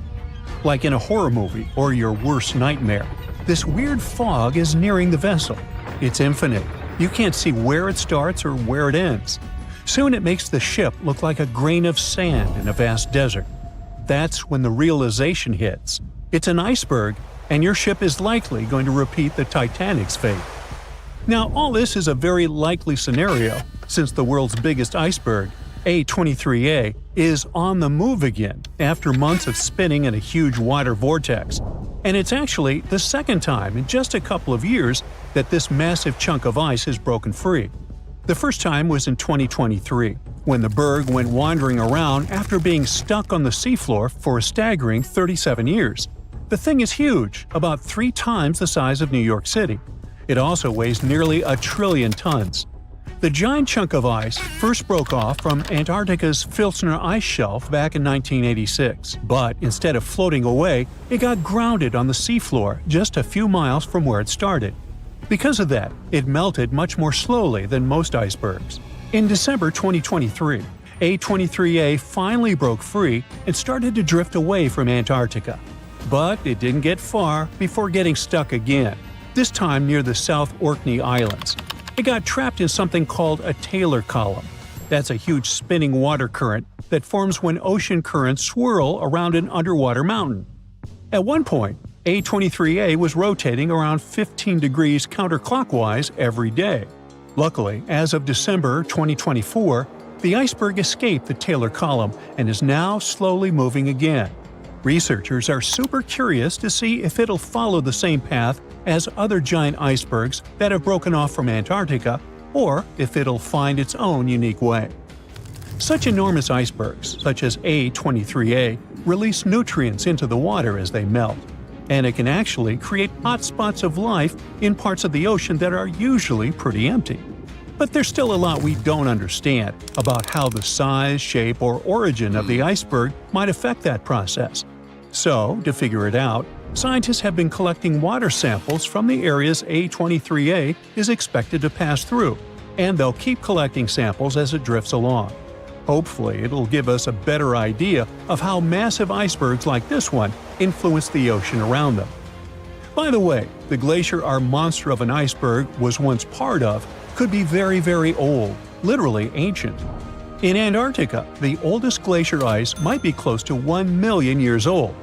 Over in Greenland, the oldest glacier ice is more than 100,000 years old. And in Alaska, the oldest glacier ice ever recovered, found in a basin between Mount Bona and Mount Churchill, is only about 30,000 years old, a mere child. At the same time, in a typical Alaskan Valley glacier, it only takes about 100 years for newly formed ice to travel through the entire length of the glacier. For something like Bering Glacier, which is Alaska's largest and stretches over 140 miles, the ice can move through the whole thing in less than 400 years.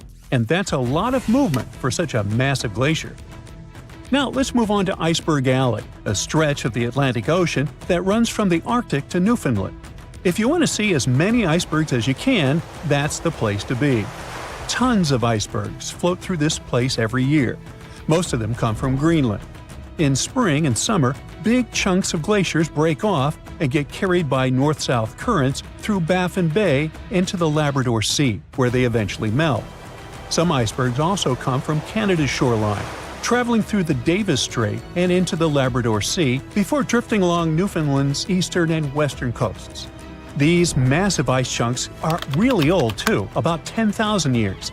Every year, about 400 to 800 medium and large icebergs pass through Iceberg Alley. How fast they drift depends on their size, shape, currents, waves, and wind, but the average speed is less than a half mile per hour. Now, there are 6 types of icebergs that make their way through Iceberg Alley. Tabular icebergs are flat slabs of ice, much wider than they are tall. Blocky icebergs have steep sides and sharp angles, like cut-off pyramids. Wedged icebergs have one steep side and one sloping side. Dome icebergs have a rounded top. Pinnacle icebergs have one or more steep peaks sticking up. And dry dock icebergs are U-shaped with a hollowed-out section. They all look incredible. Comment below which is your favorite type. Anyway, as these icebergs drift south, the warmer water speeds up their melting, making them pretty unpredictable and sometimes dangerous. Nowadays, satellites help track medium and large icebergs to prevent accidents, but smaller icebergs can still be risky for small boats. One iceberg made headlines in 2018 when it got unusually close to the Newfoundland village of Fairyland. Pictures of the giant iceberg towering over the village's houses went viral. It got stuck in a 330-foot deep water, which turned out to be too shallow for its massive size. And now I'll take you on an unusual journey to the past to witness the birth of something beautiful and equally disastrous. Its very existence led to one of the greatest tragedies in history. Watch, an enormous chunk of ice is breaking off a glacier in southwest Greenland. It's made of snow that fell over 100,000 years ago, when mammoths were still wandering around the planet. The enormous iceberg starts its long journey. It stretches more than 1,700 feet in length and weighs 75 million tons. Despite its size, it's pretty peaceful and stays far away from ships and the busy transport routes near where it was born. But then, it starts floating south, much farther than most icebergs ever get. Usually, icebergs like this melt way before they reach such warm waters. Out of the 15,000 to 30,000 icebergs that drift away from Greenland's glaciers every year, only about 1% make it all the way to the Atlantic. So the fact that this iceberg keeps going and reaches over 5,000 miles south of the Arctic Circle by April makes it truly unique. Even after months of melting, this block of ice is still incredibly massive. It weighs around 1.5 million tons, which is almost twice as much as the Golden Gate Bridge. Above the water, its visible parts tower more than 100 feet high. But like most icebergs, the majority of it, about 90%, is hidden below the surface. The iceberg's story takes a tragic turn on April 14, 1912, when, guess what? Yep, it comes across the ocean liner Titanic. The ship is about 370 miles from Newfoundland in the North Atlantic Ocean when the iceberg seems to appear out of nowhere. The crew doesn't spot it until just minutes before the crash. Why don't they see it sooner? That's a good question. Now, most people imagine icebergs as tall, bright, white chunks of ice, maybe even covered with snow. But in reality, icebergs come in all sorts of colors. Some are striped, patterned, or even have candy-like swirls, and they can also be black. There are two ways an iceberg can turn black. When the ice is extremely pure, with no bubbles or cracks, then it absorbs all the light instead of reflecting it, making it look black. Or a volcanic eruption can cover a glacier in ash. If ice from that glacier breaks off, it can have a dark or black color. Now, scientists still aren't sure why the Titanic's iceberg looked dark, or even if it really did. But one sailor who was on the lookout in the crow's nest said it seemed black. Another described it as gray or dark gray. One theory is this iceberg could have been a blackbird, which forms when the top part melts, causing the iceberg to roll over. If the bottom is smooth enough to absorb light, it looks dark. But even if the iceberg wasn't truly black, nighttime could have made it much harder to spot. Icebergs don't reflect much light, especially if they're jagged or vertical. They end up blending into the dark, shimmering ocean. Without radar, icebergs at night are incredibly hard to see, which is probably why the Titanic's crew didn't notice it in time.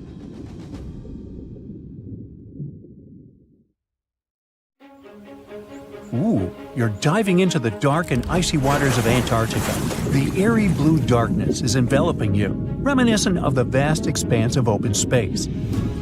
In these depths, where you least expect to encounter any living creature, you suddenly hear a loud, strange sound. A quacking noise, as if a giant duck was hidden in the deep. In 1960, researchers first recorded this sound and named it bioduck. Clever. For decades, they tried to unravel the mystery of its source. Was it a giant kraken? An extraterrestrial spaceship that had crashed into the ocean? A mysterious sea monster? Or perhaps an enormous duck? There were many versions, one more bizarre than the other. Oceanographers detected similar sounds in other locations as well. Off the western coast of Australia and near New Zealand, they recorded similar but higher pitch signals, which they named bio-goose. It seems the creepy atmosphere of the story disappears with such names. Anyways, these sounds were not isolated incidents. They happened multiple times with consistent intervals. Many initially thought the source must be mechanical, given the regularity of the sounds. However, studying the oceans in the latter half of the 20th century was challenging because of limited technologies. Nevertheless, scientists persisted in collecting data on bioduck and biogoose, driven by their insatiable curiosity. As more data accumulated, so did the theories. But scientists eventually uncovered the mystery. Bioduck turned out to be a form of communication with a biological origin. When researchers analyzed the repeating sounds, they noticed that the signals never overlapped. One source would speak while the others remained silent, suggesting a form of communication. The question remained, which ocean creature possessed such an extraordinary method of communicating through varied frequency sounds? The answer, as many have guessed, is whales. Scientists compared the bioduck sound from Antarctica with the calls of minke whales and found striking similarities. The biogoose sounds from the waters off Australia and New Zealand likely belong to other species or very young minke whales. This discovery, however, only deepened the mystery. What purpose did these sounds serve? Were the whales discussing their dinner plans, laughing at the humans recording their voices, or perhaps sharing deep insights about the universe? The possibilities were endless, but the most astonishing revelation was that humans might one day learn to communicate with these magnificent creatures. Communicating with whales is no longer a far-fetched idea. Scientists from the University of California have already established contact with a humpback whale named Twain. In a groundbreaking experiment, researchers conducted a 20-minute conversation with the marine mammal. Here's how they did it. The specialists went on a marine expedition to the coast of Alaska, where they recorded the sounds of a group of humpback whales. Then they played these sounds through speakers, sending the signals back into the ocean. The recorded sounds resembled a greeting, like, "Hey, what's up?" but in the whale language. These greetings are used by whales to call each other or indicate their location. Now, soon after sending the signals, the researchers received a response. Twain approached the boat, circled it, and replied with a "hey" of its own. This marked the beginning of the first ever human-whale conversation. For 20 minutes, the scientists sent 36 signals to Twain, and each time the whale responded. Moreover, it waited for time intervals before answering. That is, the team received a response from the whale, waited 10 seconds, and turned on the sound again. Researchers then waited 10 seconds and answered. It seems that Twain was a very delicate interlocutor. Maybe it was a gentleman in the whale world, who knows? Or maybe it was simply intrigued by the unusual interaction. The signals used in this communication belonged to a group of whales that included Twain. It's likely that the researchers had recorded Twain's own sounds and used them to communicate with it. In a sense, Twain was conversing with itself. Now let's continue our journey and venture into the deepest oceanic trench on Earth, the Mariana Trench.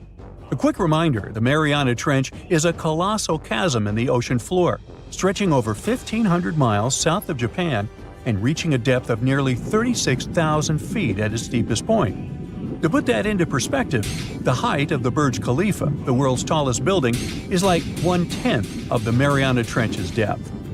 Now imagine this. In this deep, dark abyss, scientists recorded a strange sound.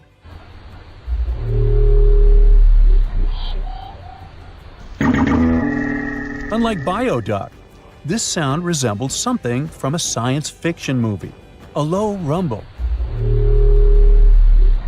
followed by a metallic ping, reminiscent of the sounds made by spaceships in sci-fi movies. Researchers named this mysterious phenomenon biotwang noises. Scientists first detected this strange sound in 2014 during an acoustic survey of the Mariana Trench, and they quickly identified its source: whales, specifically Bride's whales. Using artificial intelligence, researchers analyzed around 200,000 hours of audio recordings from the ocean and found matches with a group of bride's whales. Like other animals, these whales use sounds as a form of communication. Now, did you know what else was found at the bottom of the Mariana Trench? A plastic bottle.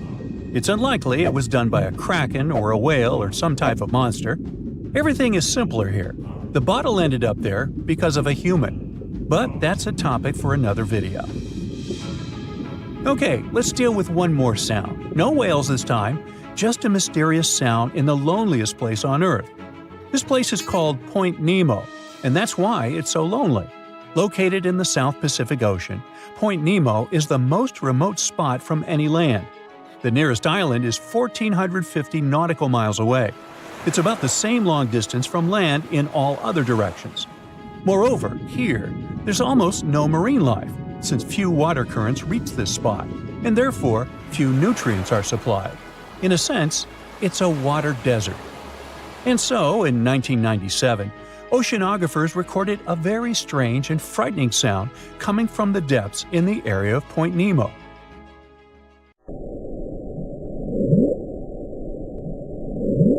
It was something gigantic and scary. People called it the bloop. As soon as journalists found out about this phenomenon, people around the world began to invent the most fantastic versions. The most popular of them was that the sound source was a giant sea monster, kraken, or some other creature. The hype around the bloop didn't last very long. Scientists managed to find out the nature of the mysterious noise. It turned out it belonged to an iceberg. When they crack and collapse, they create powerful ultra-low frequency sounds that can be heard from a very long distance. To confirm this version, scientists recorded the sounds of other icebergs and heard something similar to the bloop. Oh, by the way, Point Nemo is so lonely that space agencies drop out-of-service satellites here. Space objects just fall in the water. There's a 99% chance that no animal or human will be harmed by falling debris in this lonely place. That's why many people call it the satellite cemetery. But what if, someday, a spaceship from another planet falls here? What if it has already fallen in Point Nemo and sometimes emits an emergency signal that breaks through the ocean? Ooh. All the mysteries you have heard have already been solved. How about we end this video with a mystery that still baffles scientists? Meet upsweep.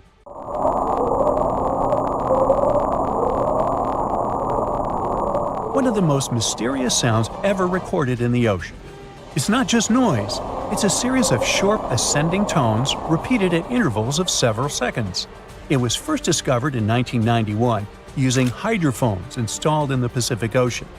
At first, oceanographers suggested that upsweep could be associated with volcanic activity or underwater earthquakes. But the seasonal nature of the sound and its intensity change depending on the time of year, which rules out these versions. People began to consider hypotheses related to the biological life of the ocean. They studied the migration routes of marine animals and their behavior at different times of the year. However, despite all efforts, the sound source has not been identified. Some studies suggest that upsweep may be associated with certain species of fish or other marine animals that make sounds for communication or navigation, but no one has been able to prove it. There's nothing around, just the eternal, endless whiteness of Greenland's snow and cold winds blowing into your face. Nothing hints at the impending catastrophe. You take another step and freeze in horror. An abyss is spreading at your feet, bottomless and dark. If you had made a bigger step, it would have swallowed you. That infamous Greenland's hole. It happened in the middle of the 2010s. A group of geologists were scanning the surface of Greenland's Hiawatha Glacier using radar when they spotted something very, very strange. It was a giant pit, more than 980 feet deep and almost 20 miles wide. That's big enough to fit inside Washington, D.C. or Paris. After staring at their radars for quite a while and scratching their heads, researchers decided to find out what could have made such a huge hole. Could it have been good old erosion, a raging volcano, an asteroid impact, A giant sandworm? Ugh, I might have gone a bit overboard with this worm idea, but you never know with these ancient glaciers. Anyway, in our case, one mystery seemed to lead to another, which had been puzzling scientists for decades.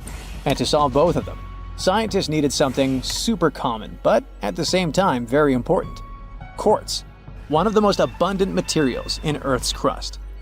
But before we dig deeper into this topic, let's make a small detour and talk about a pretty bizarre phenomenon called the Younger Dryas event. To see what it was like, we need to go deep into the past, as far back as 12,900 to 11,600 years ago. During that period, the planet became much colder, especially in Europe and North America. Now, let's talk a bit more about that weird climate change in the Northern Hemisphere. There are a few theories. One that involves a change in currents in the Atlantic Ocean. Another speaks about something large kicking tons of dust into the air and effectively blocking sunlight. The two most popular and likely hypotheses mention a volcanic eruption and an asteroid impact. Indeed, there was a volcanic eruption on the territory of modern-day Germany at around the right time. But there's also a probability that a space object struck the planet during this period too. And now let's get back to the hole scientists found in Greenland. When NASA's Ice Bridge program and Germany's Alfred Wegener Institute discovered it, it seemed they had finally found the reason for the Younger Dryas event. But was it really an asteroid that created that impressive pit and caused temperatures to drop all over the Northern Hemisphere? To test this theory, the researchers needed quartz. The thing is, in its pure form, quartz has a very simple structure. It's made from interlocking silicon-oxygen tetrahedra. Efficient and so pretty. Just look at these six-sided prismatic crystals. Since its structure is so simple and the components are so common, you can find quartz almost in any rock on the planet. At one point, magic happens. Larger rocks erode away, pushing out tiny bits of quartz sand. The scientists exploring the mysterious pit gathered the quartz sand that had been washed out from underneath a glacier. It was like looking at the rocks at the very bottom of the hole without having to actually get all the way down there. Very handy. So while examining the material, they discovered quartz grains with the telltale signs of terrible catastrophe. They had PDFs all over them. No, I'm not talking about the document format. PDFs stand for planar deformation features, and they look like lines etched into the crystal surface. These lines are a sign that you're holding shocked quartz. It forms under immense pressure, when the internal crystals are pushed out of alignment. But the most exciting thing here is that shocked quartz only appears under the influence of powerful forces, like massive impacts or terrifying explosions. In other words, finding this poor shocked quartz under the Hiawatha Glacier could be much needed proof that the hole was an enormous impact crater that formed when something equally enormous crash-landed there.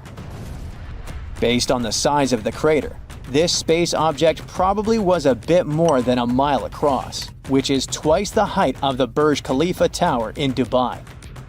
A meteorite that big would have looked 3 times as bright as the sun when traveling across the sky, and it would have hit Earth with an immense force. The impact would have been so great it'd have vaporized rock and thrown debris for hundreds of miles away. The sky would have filled with dust. It would have dimmed the sun and led to a temperature drop all over the planet. And guess what? The last part about decreasing temperatures got the researchers super excited, because it opened up a possibility that the impact could have been connected to the Younger Dryas event. To prove this idea, scientists decided to use quartz again. They examined it more closely, trying to date the impact.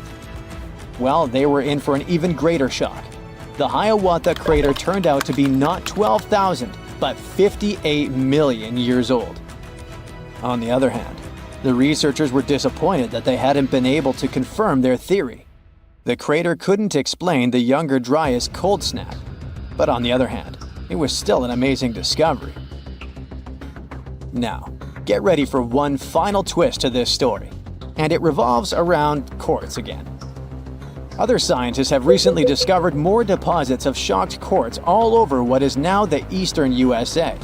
It was hiding in sediment layers dating to just before the Younger Dryas. Interestingly, there aren't any craters around those sites whatsoever. But quartz can't lie. It provides evidence of a powerful explosion. It makes scientists think that their impact hypothesis might still be true, but instead of a collision, it could be an airburst. A massive comet could have broken up while entering Earth's atmosphere around 12,000 years ago, and the fragments could have exploded before reaching the ground. It would have caused catastrophic mass burning throughout the North American continent and messed with the climate so much that the Younger Dryas would have been triggered. Well, I guess we need to wait a bit longer for scientists to find some further proof of this hypothesis. But it doesn't mean we don't have any more curious phenomena to explore in Greenland. Take these fascinating holes. They sure are kinda smaller than the monster we were talking about. They're called moulins, and they carry surface meltwater all the way down to the base of the Greenland ice sheet. And they have prepared some surprises for us too. Apparently, they're way larger than we previously thought. That's what a recent study based on observation and first-hand exploration claims. Even more interesting, this high volume might influence the stability of the ginormous ice sheet in question, as well as the speed at which it's sliding towards the sea. Researchers think that increased water depth and pressure inside moulins might lubricate the base of the ice sheet, making it move faster. You know, the way an ice cube slides more easily on a thin film of melted water. Until recently, we knew too little about the real size of moulins and how much water they can hold. But now, we know that moulins can be giant. The team made 2 trips to the Greenland ice sheet in 2018 and 2019. And during each of them, they used ropes and climbing equipment to drop around 330 feet into 2 separate moulins, almost touching the water's surface. Those who did it described the experience as intimidating. Picture this. Your back is over the edge. All you see is bluish ice going down and blurring into blackness. And the only thing you hear is occasional sounds of crashing ice. It must be extremely unnerving.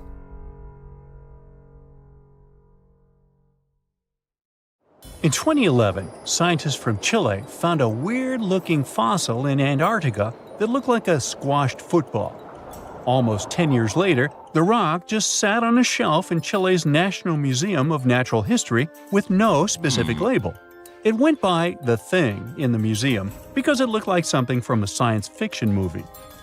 When the scientists finally got their hands on the strange fossil, it turned out it was actually a giant softshell egg from around 66 million years ago. This one is more than 11 inches long and 7 inches wide. A regular chicken egg is just 2.5 inches long, and an ostrich egg is almost 6 inches long for comparison. So, the Thing won the title of the biggest softshell egg ever found and the second largest egg of any animal we know of. The only bigger egg that was ever found was that of the extinct Madagascan elephant bird, which is also 1.5 times as tall as Michael Jordan. The bird, not the egg. The Antarctic egg is also special because it's the first fossil ever found in this part of the world. So, whoever left it there must have been one big creature, probably a giant sea turtle that lived long ago, like a mosasaur. This is surprising because most scientists thought these creatures didn't even lay eggs, so this discovery could change what we know about them. The egg is also unique because it has a thin eggshell and no pores, which is totally different from most dinosaur eggs. It actually looks more like the eggs of lizards and snakes, but it came from a giant creature related to these animals. No known dinosaurs or flying reptiles from that time and place were big enough to lay such a huge egg, so it must have been a mosasaur after all. But we can't be 100% sure. Scientists did a lot of work and studied 259 types of living reptiles, like lizards and snakes, and their eggs. From this, they figured out that the mommy who laid the egg was probably at least 23 feet long, not counting her tail. During the late Cretaceous period, this part of Antarctica might have been like a nursery. Paleontologists have found bones of tiny mosasaurs and plesiosaurs in the same area, along with bones from the grown-up ones. Archaeologists in Norway made another cool but literally discovery and found dozens of arrows that had been hidden in ice for 6,000 years. They were melting out of a large ice patch in the high mountains, covering an area of about 45 football fields. In 2014 and 2016, when the summers were extra warm, scientists went to an ice patch called Langfoni to look around. They also found lots of reindeer bones and antlers there. Some of the arrows were whole and some in pieces, along with 5 arrowheads around the melting ice patch. This is more arrows than have been found at any other frozen site in the world. Some of the 68 found arrows date back to the Neolithic period, and the newest ones are from the 14th century of the Common Era. Ice is like the perfect time machine that can preserve whatever ends up there in an almost perfect condition. Langfoni became famous as one of the first ice patch sites after a local hiker found a 3,300-year-old leather shoe right next to its edge. Scientists are studying places like this to understand how people use these sites and how the ice patches from Norway to North America changed over time. Now, once upon a time, around 32,000 years ago, to be exact, a squirrel buried some seeds near a river in Siberia. Am I the only one getting the Ice Age vibes? Anyway, these seeds belong to a plant with cute white flowers. Thousands of years later, a group of scientists found these seeds buried deep in the frozen ground, about as far down as a 12-story building is tall.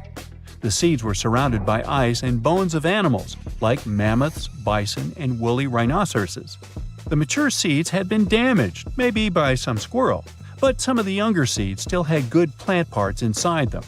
The scientists carefully took those out and put them in small containers to help them grow. And here comes the coolest part. They were able to grow the plants. Their flowers were shaped a little differently from the flowers of the same plant that grows today. After a year, the Ice Age plant even made new seeds. Based on this, the scientists suggested that permafrost could be a depository for an ancient gene pool, and we could find extinct species there and bring them back to life. Scientists on an icebreaker in Antarctica were looking for whales but found something way more unusual. The camera behind the ship, which is as heavy as a car, detected 16 million icefish nests on the floor of the Weddell Sea. The nests were located about every 10 inches in all directions and covered an area of 93 square miles, which is slightly bigger than the whole of Washington, D.C. The colony even had a distinct border, which was a line in the sand. The scientists were in the area because they were studying a special spot in the ocean where the water was a little warmer than the water around it. In this warmer water, they found tiny animals called zooplankton near the top. When the young icefish hatch, they swim up to this area to eat the zooplankton before going back down to the seafloor to grow up and have their own offspring. Since there was so much food, it made sense to see icefish in this warm water. But they didn't expect to find such a huge number of icefish nests, much more than anyone had ever seen before.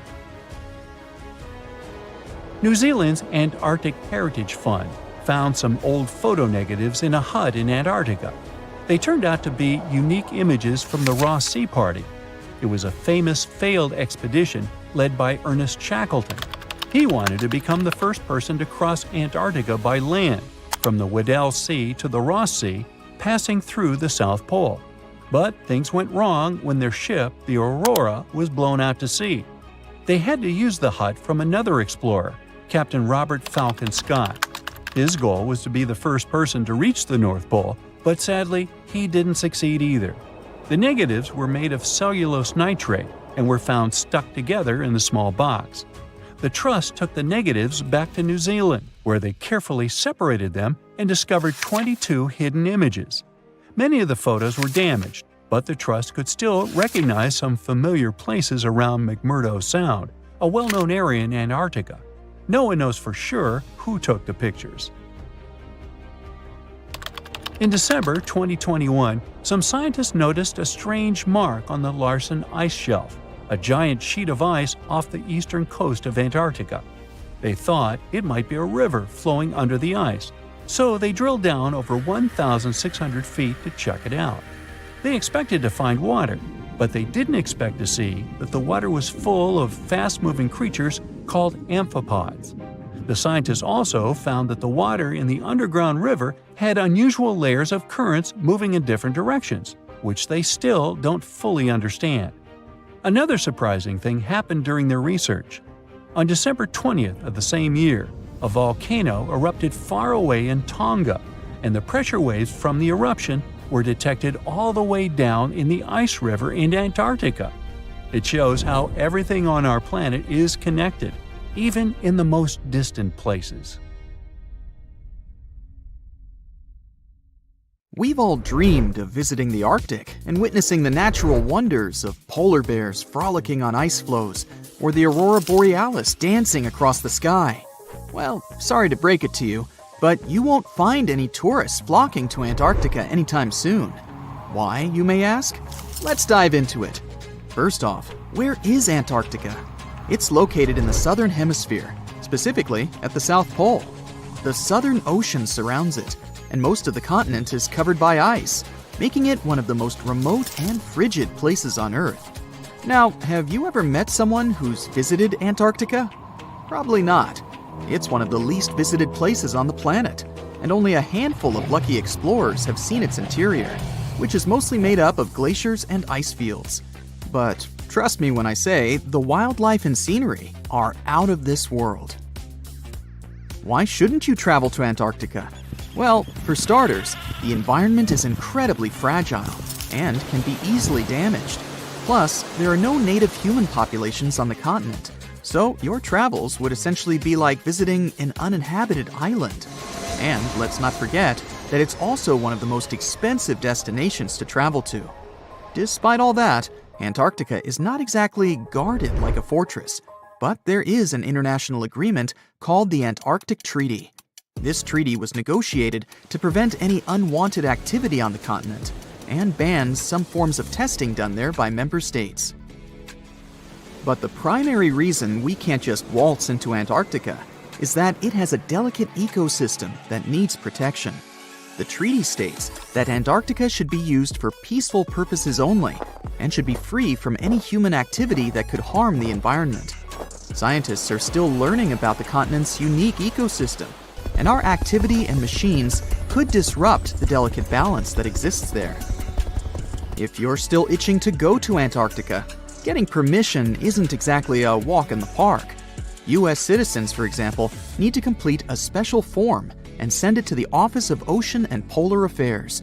And once you're there, you'll need to follow some strict guidelines to protect the environment, like not disturbing any wildlife or taking souvenirs like rocks, plants, or animals. Now, technically, can you live in Antarctica? While there are no laws banning people from living there permanently, it's a very inhospitable environment and unsuitable for human habitation.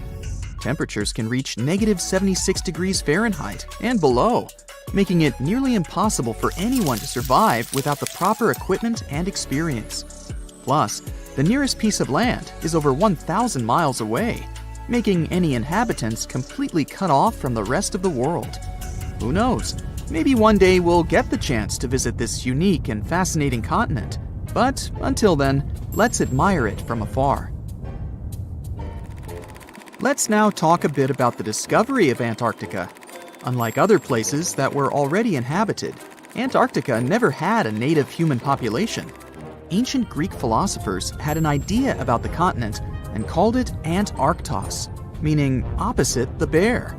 The bears it refers to are not the polar ones though, but rather the Great and Little Bear constellations, which are only observable in the northern hemisphere.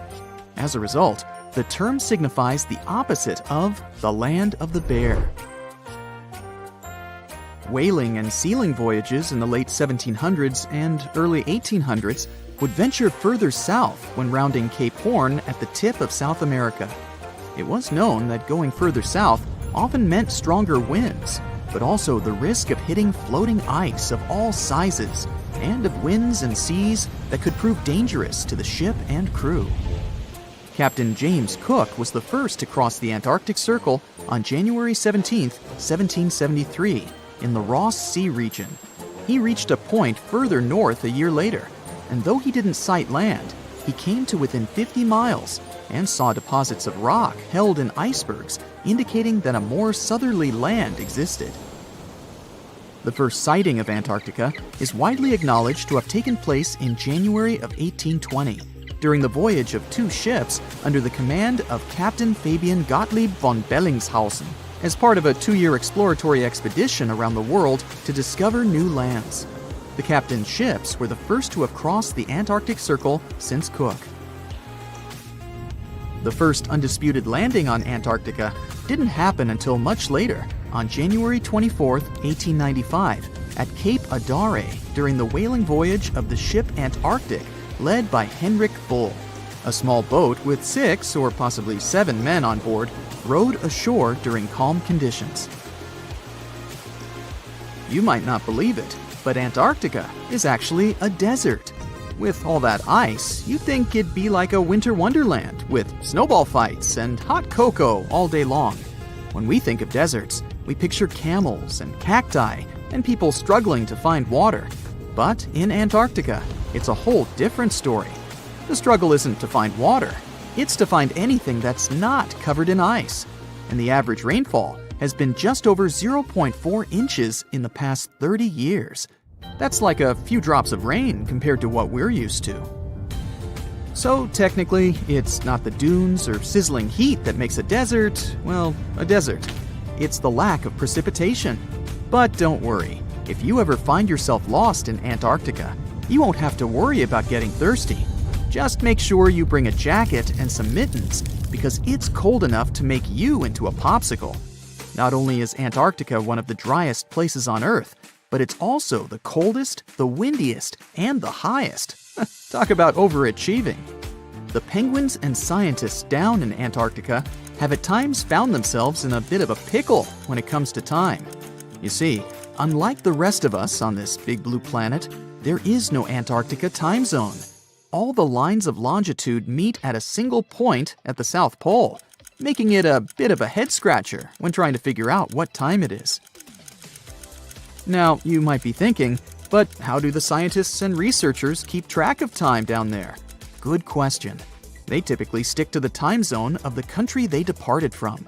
However, with stations from all over the world on the Antarctic Peninsula, things can get a little wacky. Imagine trying to coordinate with your neighboring countries without accidentally waking them up in the middle of the night. You might think that not much could survive in a place where the temperature is extremely cold, the sun barely shows up, and the wind could blow you away faster than a tumbleweed. Well, as in many places on Earth, life found a way in Antarctica too. Believe it or not, this frozen continent is buzzing with activity. It's home to billions of krill, which in turn attract lots of seals and more penguins than you can shake a fish at. But don't let their cute and cuddly appearance fool you. Penguins are the ultimate swimmers, with streamlined bodies that would make Olympic medal winners jealous. They come ashore to breed and chill, but their real talent is stealing pebbles from each other and forming mathematically precise huddles to stay warm. Antarctica is also home to the largest species of penguin on Earth. It's called the emperor penguin. Sure, these creatures are flightless birds, but that doesn't mean they can't jump. In fact, some of them can leap up to 120 inches. And let's not forget about the seals. With their furry bodies and special songs, these marine mammals are protected by the Antarctic Treaty, and they're thriving in the cool waters of the Southern Ocean too. But the real stars of the show are the whales. During the Antarctic summer, these huge creatures show up in droves to chow down on the abundant